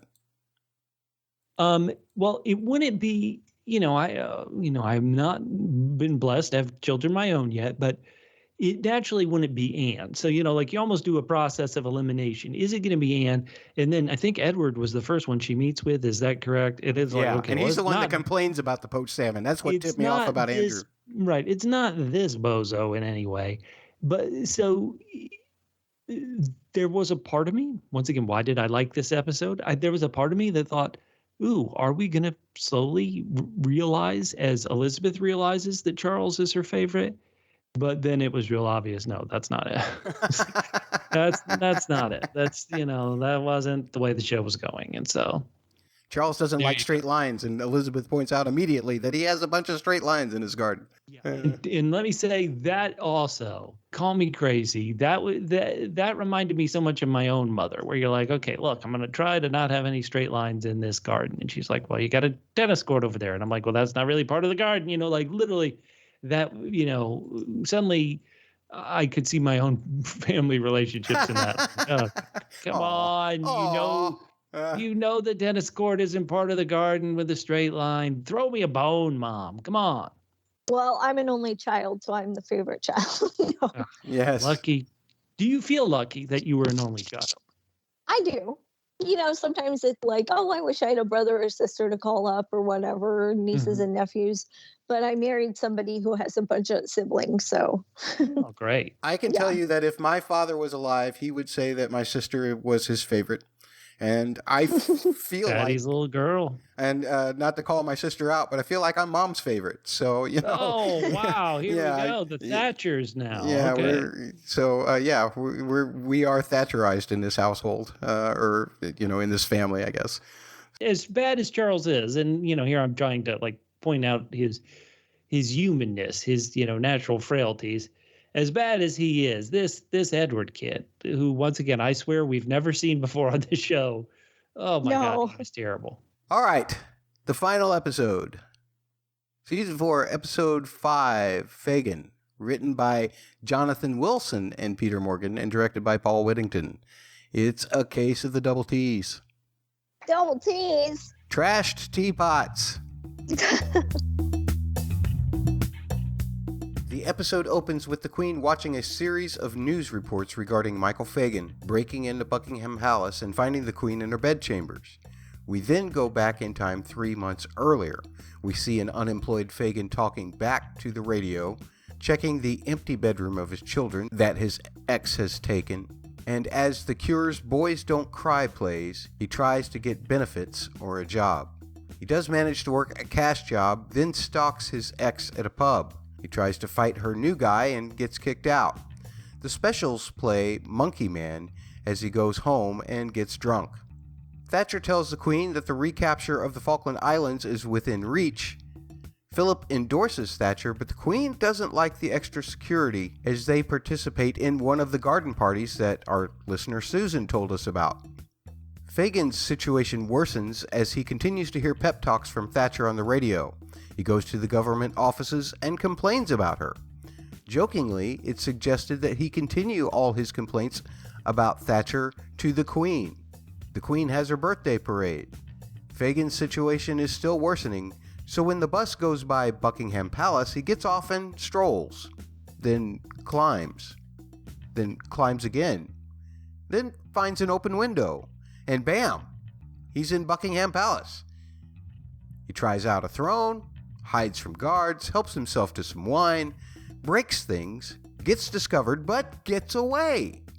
Charteris briefs the Queen at Windsor and tells her and Philip to brace for a security review once the police inform the Home Office. Elizabeth asks Charteris to make the report go away. Fagin fights his foe, a Triple F, in front of his kids, but he loses. As Joy Division performs 24 hours, Fagin buys smokes, then gets a ruling that his ex gets full custody of the kids and that he is not to contact them. He watches street celebrations regarding the end of the Falklands conflict, while Elizabeth watches Thatcher speak about it on the telly as she has dinner and then gets ready for bed. Fagin slips into Buckingham Palace again, early in the morning. This time he finds the Queen and she wakes startled. He says he just wants to talk. When he steps away to clean his bleeding hand, she tries calling for help, but the maid has a really loud vacuum cleaner and can't hear the buzzer. He tells her that it was him that broke in the last time, too. He tells her to save them all from Thatcher. He's just poor, he says.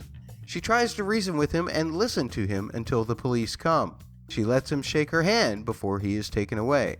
She is shaken after he leaves. Reports to the House of Commons regarding the incident are not favorable. Thatcher goes to the Queen and apologizes, but the Queen advocates for the unemployed, which causes a rift between the two philosophically. Thatcher excuses herself to be part of the victory parade regarding the Falklands, which furthers the rift.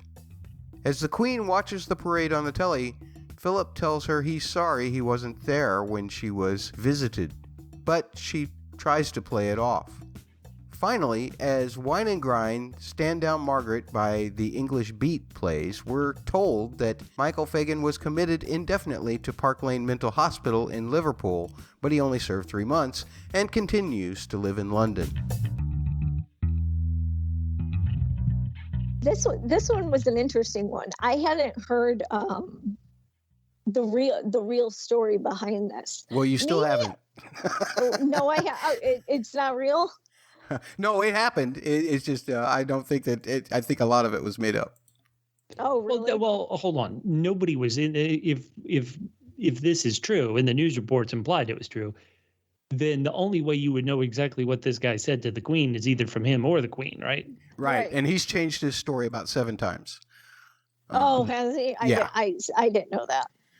But he does, he was, as the episode at the end tells you, that he spent a little bit of time in a medical facility because, he was having some issues. So how it doesn't matter. My point is that I felt bored with this episode. I'm glad that you found it interesting. But I found that the last episode and this episode was just a good way to kind of mask over the whole Falkland Islands thing happening, rather than have that be part of the story outside of, the initial landing of the Argentinians on St. George. That I felt like that they just tried to gloss over it. And even, I should go back to commenting about the last episode, the whole idea of Margaret Thatcher being in this emotional state as the Falkland thing was beginning to escalate, that's not really perceptively true either. I know I harp on this a lot, and I understand the reason. They need to create drama, and I think the drama is good. And should I just judge it based on that? I would if I could. I just feel like that a more interesting way to approach this episode, Bubba, you're always complaining about how we don't focus on the Queen enough. Make this event less of, don't build it up and try and tell this guy's story. But instead, as long as you're going to make stuff up about what actually happened in the room or whatever, then take the idea of it happening and how that affects the Queen afterwards. Because there's clearly a few moments after the thing happens where she is really traumatized, or at least Olivia Colman makes it look like the Queen is really traumatized. I want to dig into that side of it because this episode or this series is about the Queen, as you have often said. That's what I would have preferred they did, because I don't really care that this Michael Fagin, lost his wife and lost his kids and got drunk at bars and needed to smoke. And I appreciate the politics it was Man, trying. you are cold, Matt. Matt. I love it. I appreciate the politics behind it. I thought it was a good political statement in regards to dissension, in regards to the way that the common person felt about the way Margaret Thatcher was running the country. I think that that's fine. I just feel like for us as viewers of this royal family, who are our central characters, it'd have been nicer to focus it back around on how all of this affects the Queen.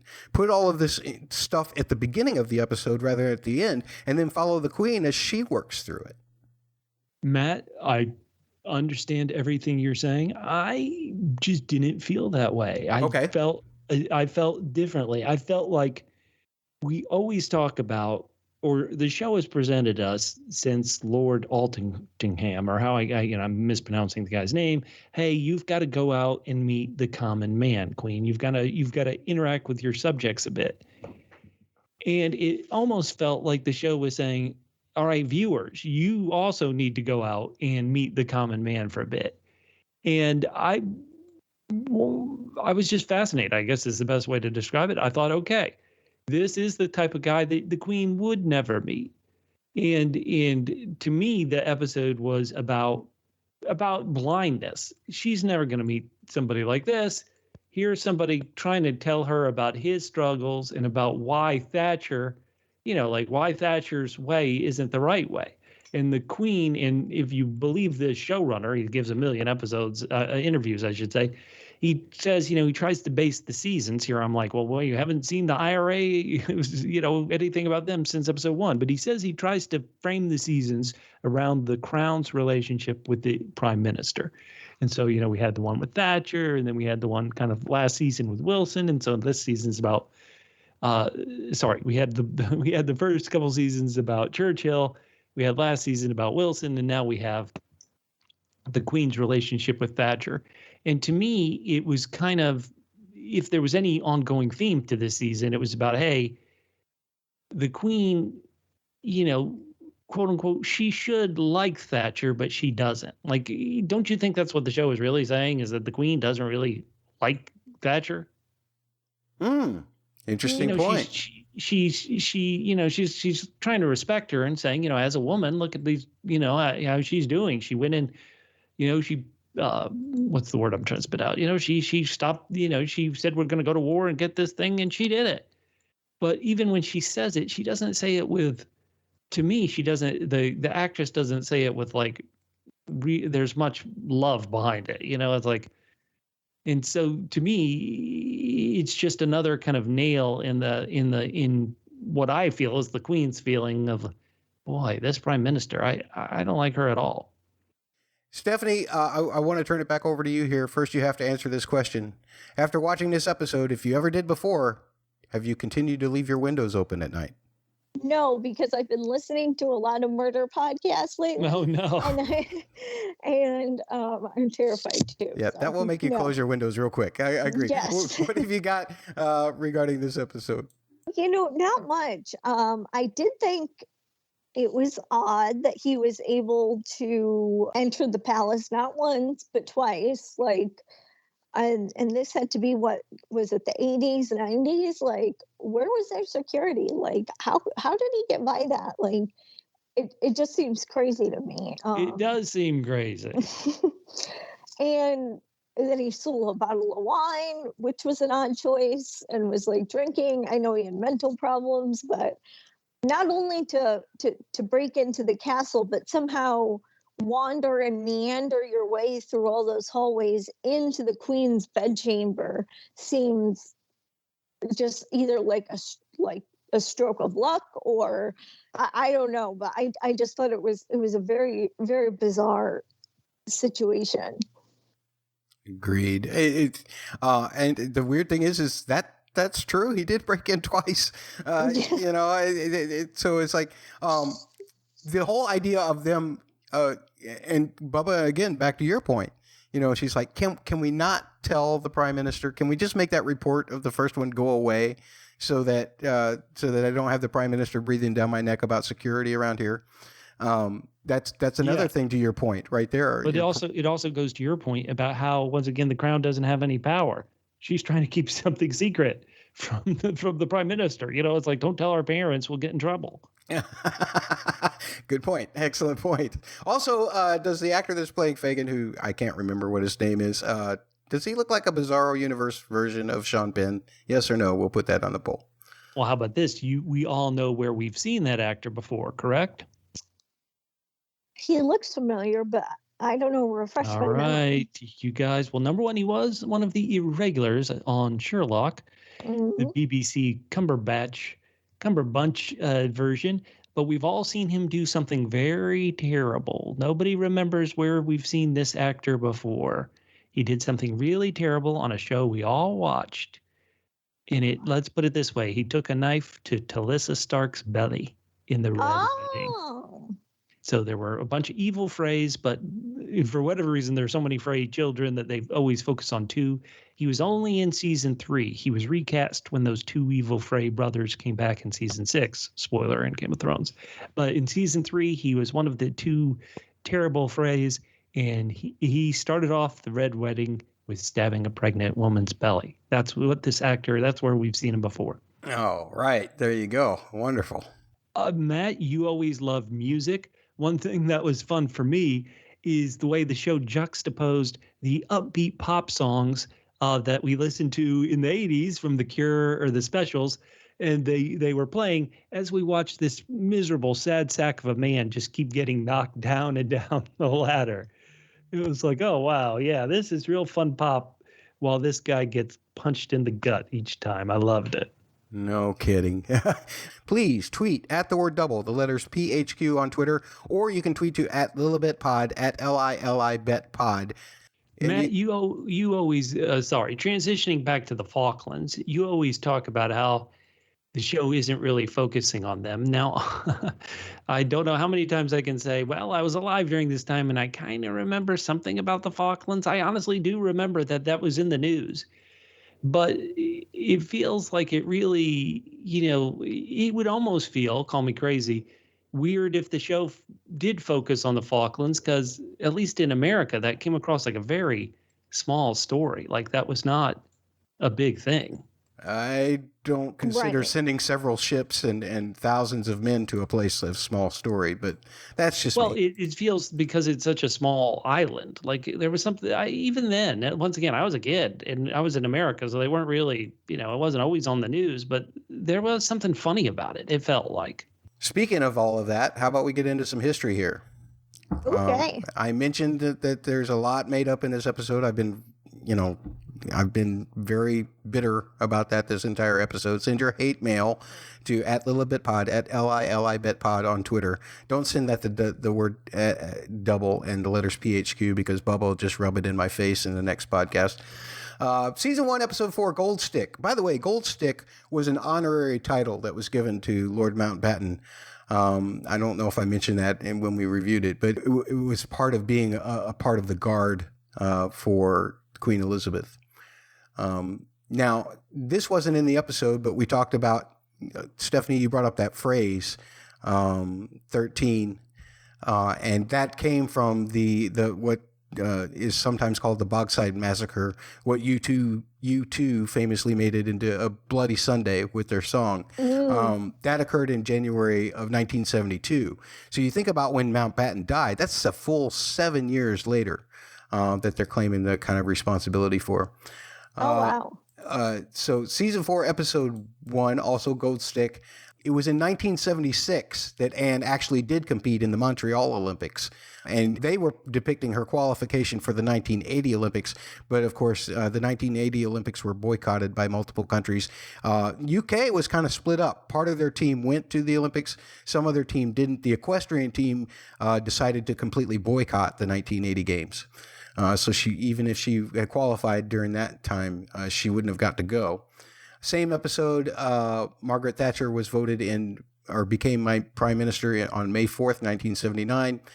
Also, Lord Mountbatten was assassinated with a boat bombing on August 27th, 1979. Once again, same episode. His funeral was September 5th, 1979. Skip ahead to Fairy Tale, the third episode. The official announcement of the engagement was February 24th, 1981. And that video that you were talking about, Bubba, I'll have a link for that in our show notes. Fairy Tale, same episode. Charles and Diana's royal wedding occurred on July 29th, 1981. Then we go back to the Balmoral test, which is episode 2. And that's when Margaret Thatcher fired 3 members of her cabinet on September 14th and 15th of 1981. We skip up to favorites. Mark Thatcher went missing on January 12th, 1982. He was missing for 6 days. Here's a fact that I don't know if I can't remember. I don't think they brought it up in the episode, but Margaret Thatcher evidently, well, at least allegedly, personally paid as much as £2,000 for the rescue efforts to the Algerian military. So that was kind of interesting to me. Between 77 and 82, in the same episode, Edward was attending Gordonston. He was in his final semester in 1982. He was made head boy for a semester. Matt, that gives me another chance to say, he's the worst. He is the worst. He was only head boy for one semester, for crying out loud. I didn't vote for him. Same episode, Andrew was in the Royal Navy. He did train on several helicopters and got part of an Air Force thing as well. But he was trained on the Sea King, which I believe is the helicopter that we saw him land there at the palace. The actress that he was referring to is Koo Stark, but she wasn't mentioned by name in the episode. Then over the course of the season 4, episode 4 and season 4, episode 5, Fagin, the Falkland Islands War. This is from history.com. It started in March of 1982 when the Argentine salvage workers occupied South Georgia Island, one of the several Falkland Islands. A full-scale invasion of the Falklands began on April 2nd. And then on April 25th, so 3 weeks in there, South Georgia Island was taken. And after a few battles after that, then on May 21st, after several weeks of fighting, it says here, the large Argentine garrison at Stanley surrendered eventually on June 14th. Now, the first time that Fagin broke into the Buckingham Palace in season 4, episode 5, Fagin, was sometime in June of 1982. I couldn't find an exact time on that, but 6:45 a.m. on July 9th, 1982, is when he broke in for the second time and actually got to the Queen's bedroom, and she was there. There's all kinds of stories, most of them conflicting about what actually happened. Again, Fagin's own account has changed in regards to that. Who needs more sugar in their tea? We try to pick characters and decide who is going to need more sugar because they're either grumpier or they're meaner, or we find reasons why they need more sugar in their tea. Last time we asked this very important question. Bubba, when talking about the Prime Minister, Edward Heath, he said, I need sugar. Thinking about this guy, 1,100 votes on the 100 Twitter. My gosh, it's almost like 9 out of 11 of you voted that he was right. We do need sugar. Thinking about Prime Minister Edward Heath, 81.8%. Who needs more sugar in their tea? The piano-playing Prime Minister Edward Heath, or the members of the St. George House who have lost their preaching pizzazz? That's a double P. The Prime Minister wins 54.5%. Again, 1,100 votes on the 100 Twitter. And who needs more sugar in their tea? Charles, because he's Charles, or the Queen Mother, because Charles. And everybody said, well, not everybody. There were 900 votes on the 100 Twitter. 55.6% of you said the Queen Mother needs more sugar. So it's almost like 5 out of 9 of you voted for the Queen Mother. One more here. Who needs more sugar in their tea? I totally wrote this poll wrong, so the results have been skewed probably, but it ended up coming out in Bubba's favor here.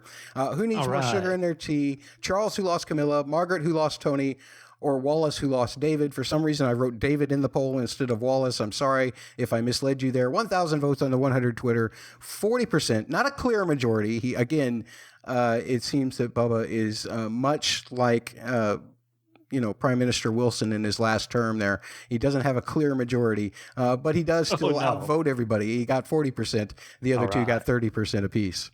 we're going to ask our questions for this particular episode regarding who needs more sugar in their tea. I will ask the first question here. Who needs more sugar in their tea? Edward, for sending a boy down for smoking, sending him away from Gordonston, and for the way that he was generally treated at Gordonston, the way it seems like the whole family treats the run of the litter. Or Edward, for having to eat Andrew and Elizabeth's favorite lunch of poached salmon instead of something that he might actually like.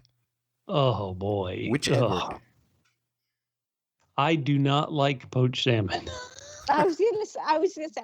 Well, I don't like Edward, but make him eat that poached salmon. I'm trying to force some sugar down Edward's mouth because you all hate him so much. The poor kid, he's the runt of the litter. He doesn't know how to be anything but just. I mean, my gosh, you're pouring into that family last. That's got to be horrible. So one of these two situations, he deserves more sugar for. Which is it, Stephanie? The poached salmon. The poached salmon. I can't even argue this, Matt. I apologize. I know that's not how the game works. We'll put it on the poll. I agree. And we'll put it on the poll, and you guys will be right because poached salmon is awful. Bubba, what's your question? All righty. So this is one that I've been thinking about. Spouse stuff. We've got Philip. We've been watching Philip this whole time where he is, he is below in rank of his wife.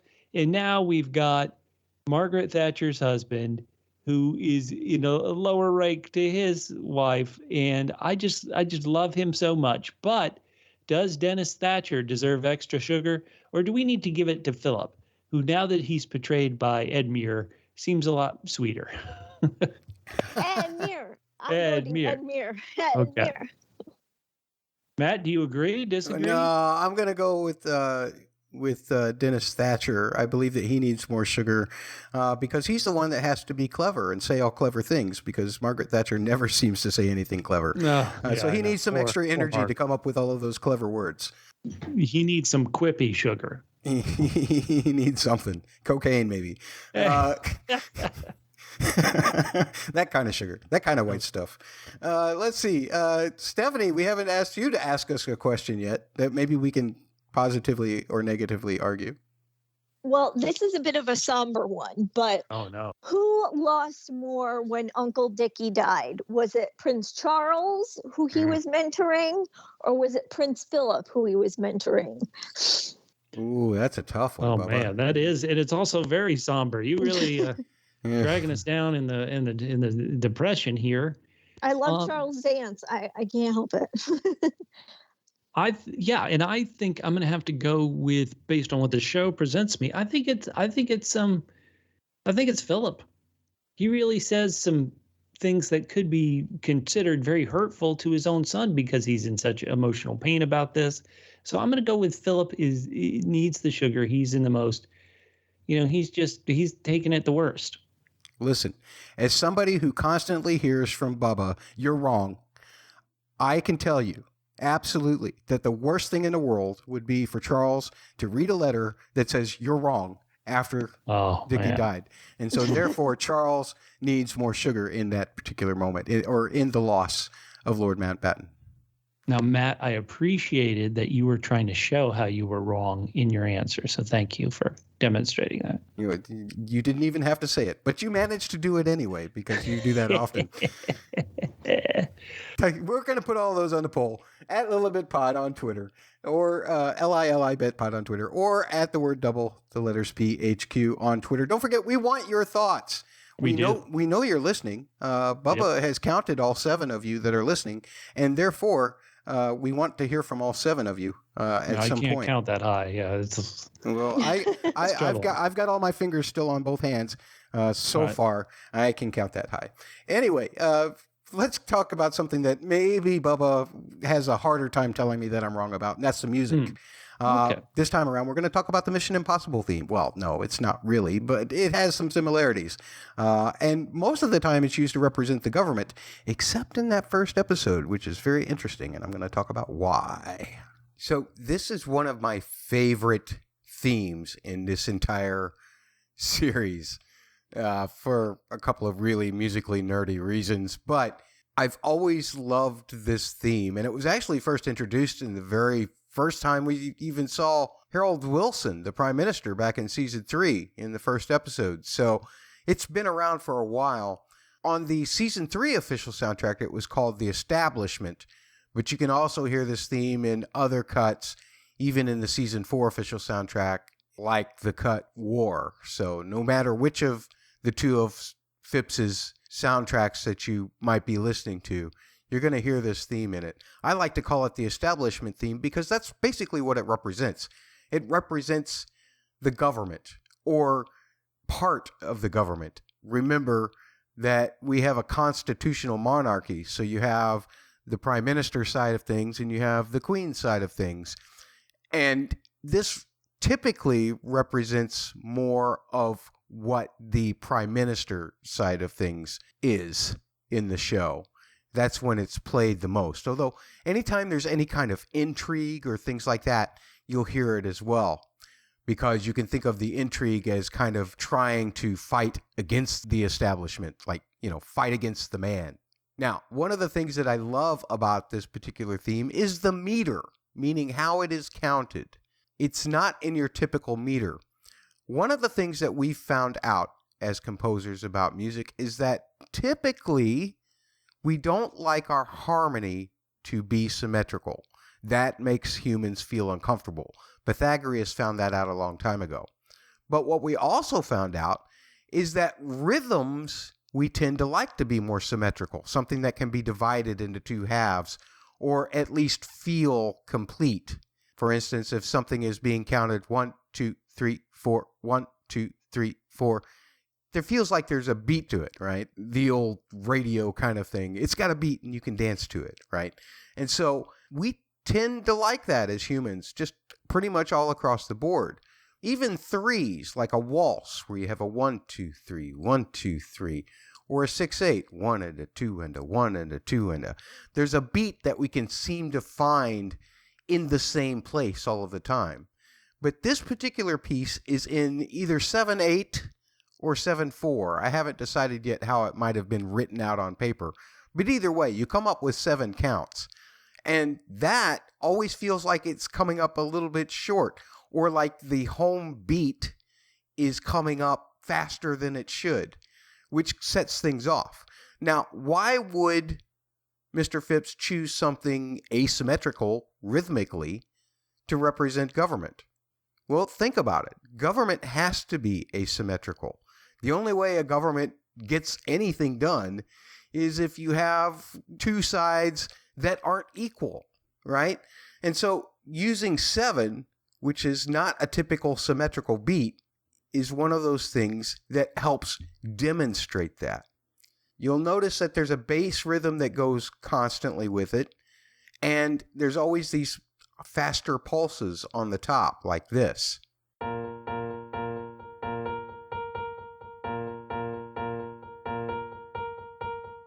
And I'm going to play that again and count it for you as it goes along so that you can hear the 7 counts. 1, 2, 3, 4, 5, 6, 7. 1, 2, 3, 4, 5, 6, 7. Feels weird, doesn't it? Like the 1 kept coming up faster than you would expect it to, right? I love that. It's fantastic. In addition to this, that kind of pulse. This is the pulse that goes on almost all the time when we hear this particular theme.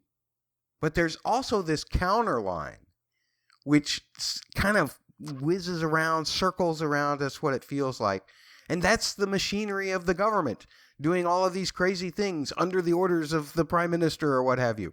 Just like in Hans Zimmer's main theme, we have the strings and other things kind of buzzing around the main part of the theme, creating these faster subdivisions, indicating that this is the work being done. Same thing with the government. You get this. 1, 2, 3, 4, 5, 6, 7. This line that continually goes up and down, and it's very separated, indicating the kind of impersonalness of government as well.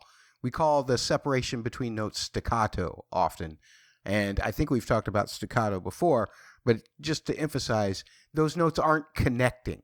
They're very disconnected from each other. And that helps to create a certain emotional effect too. One of danger in some ways, one of impersonality in others. But of course, the main melody comes just really from chords being played by the horns with that pulse usually going underneath it, like this.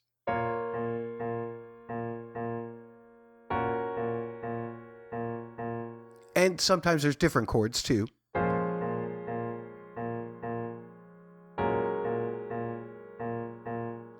And then sometimes there's these really weird variations like this.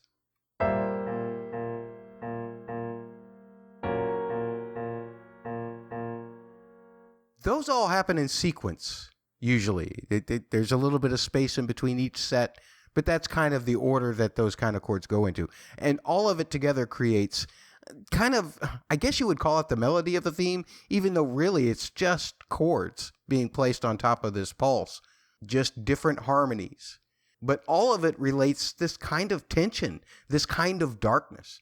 And one of the things that I found really interesting about the application of this particular theme in the first 2 episodes of season 4 was where and for whom it was used and how it was used in accordance with that. In the first episode, we actually hear the chords only, without any of the pulsing or anything going on, when we're seeing everybody kind of doing their thing and Mountbatten getting ready to go out to do his lobster fishing. So what does that mean? Why was it being used for the royal family there? Well, to the IRA, the crown, and especially the first Sea Lord of Great Britain, would be the establishment. That's who they're attacking. That's who the IRA is against, is the establishment for imposing religion or whatever on them as a people. Why not use the pulses and everything to try and create some more of that intrigue? Because those moments all revolve around the royal family itself. And while they may represent the establishment to the IRA and the people that they're fighting against, they don't have all of that government stuff buzzing around them because they're not in charge of any of that. Constitutionally, they're in charge of the church. So I love how that was used sans the pulse to create that effect and still represent the fact that even the monarchy represents the establishment to the IRA.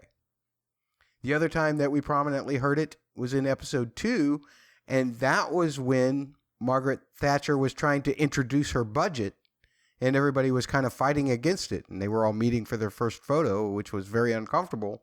But you did get the pulse that time, because that is that side of the government that we've heard musically represented before. So the next time you watch those 2 episodes, or really any episode in season 3 that features some government functions, like a prime minister doing something or reporting or showing up to see the Queen, listen for that particular theme.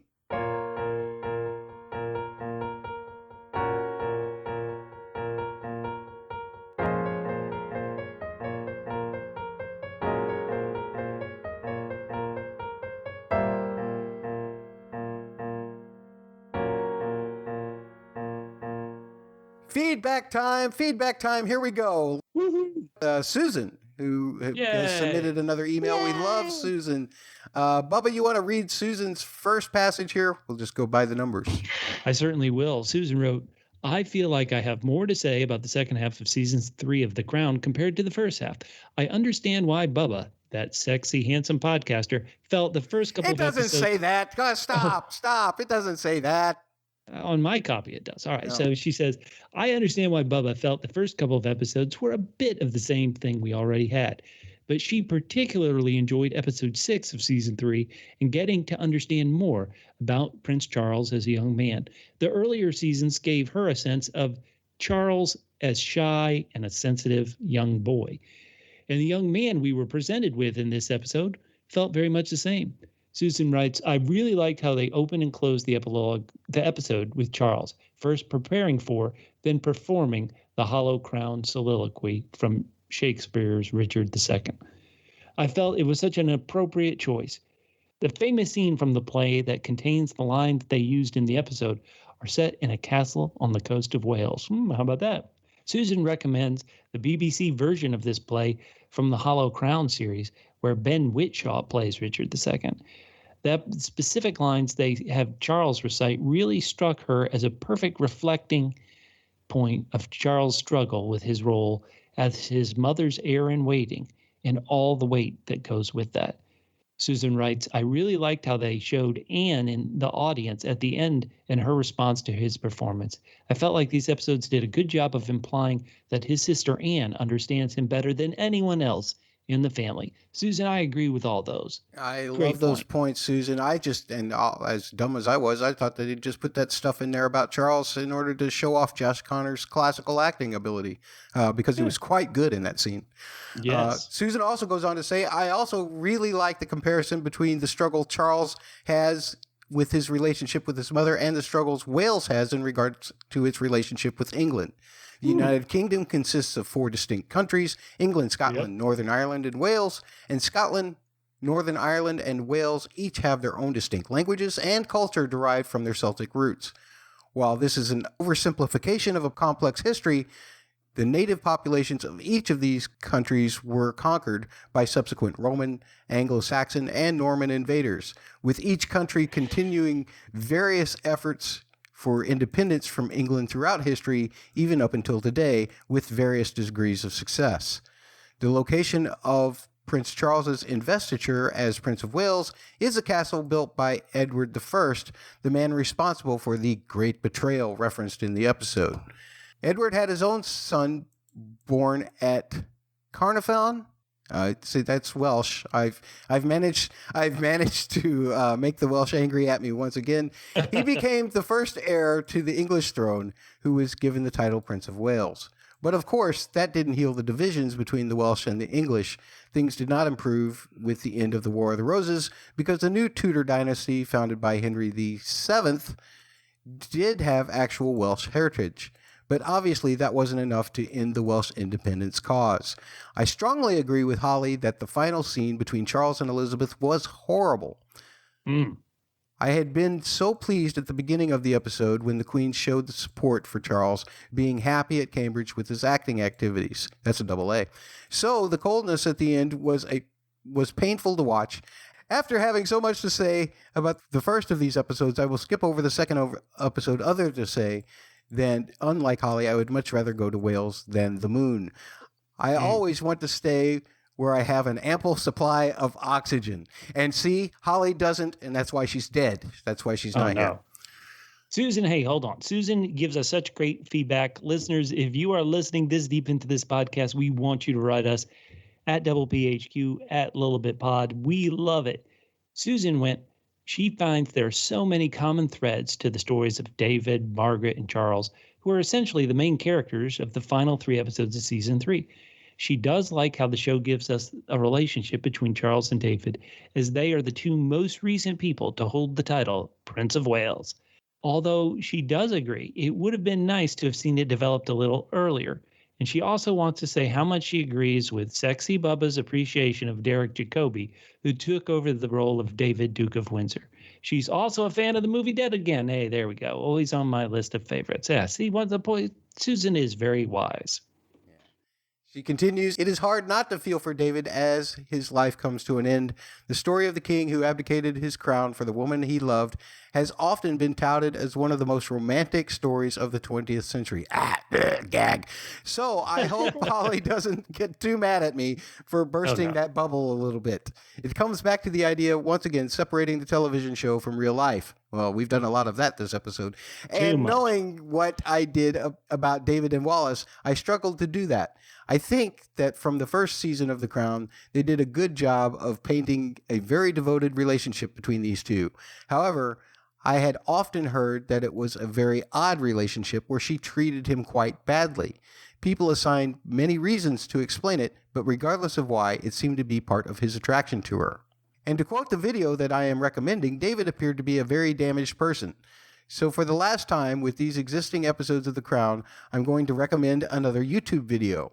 It is titled The Secret Diaries of Edward VIII's Wife on the YouTube channel Real Royalty. The documentary goes into letters Wallace wrote to the husband that she had divorced in order to marry David, as well as her personal journals, and it paints a picture of a woman who felt trapped into marrying David. The whole affair with him became something she lost control of, with David threatening suicide if she left him. Ooh. And the real love of her life was the husband she had had before David.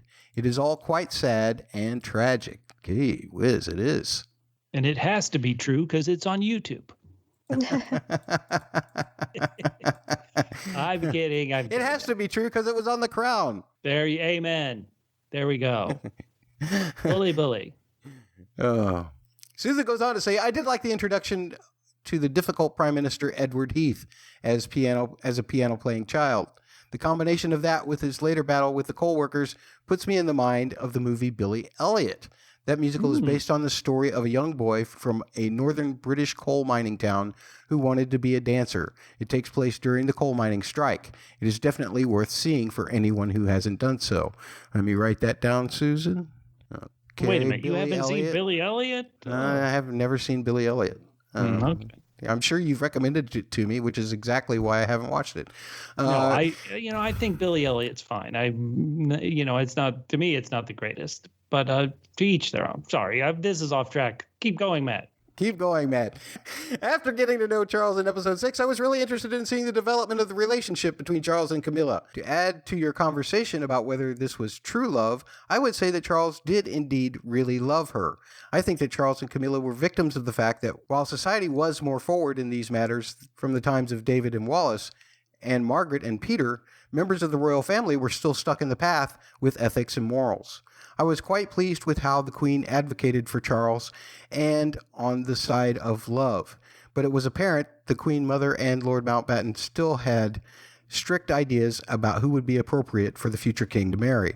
An interesting fact is that Camilla has an ancestor who was the mistress of Charles's great-great-grandfather, King Edward VII. And it seemed Good work. And it seemed like the Queen Mother and Lord Mountbatten still believed that the way to handle romantic interest with someone who didn't meet their standard for marriage was just to have an affair. Interesting. Susan concludes by saying, speaking of affairs, when it comes to Margaret, I will add that they found it acceptable as long as it didn't become public. And knowing what we did about the beginning of Margaret and Tony's marriage, I don't think anyone was really surprised that it came to this. Although I do agree with everyone, they felt like they jumped from Margaret and Tony's trip to the United States to the end of their relationship without enough in between. It was very sad to see Margaret's suicide attempt. I always enjoy Matt giving us an education about the musical score. One thing that I appreciated in these last few episodes was the introduction of more popular music from the 70s. Like everyone else, I enjoyed and singing along with David Bowie, and The Who's Squeeze Box really livened up episode 10. That it did. Thank you so much, Susan, for all those excellent thoughts. Heck yeah, great work. Just like Lord Mountbatten reached out from the dead to Charles, Holly has reached out from the dead to send us some feedback regarding these 5 episodes as well. Holly says, Liz has the most wrong favorite. Philip has it right, and I felt bad for Charles, who seemed to be the only one who made sure his visit was perfect.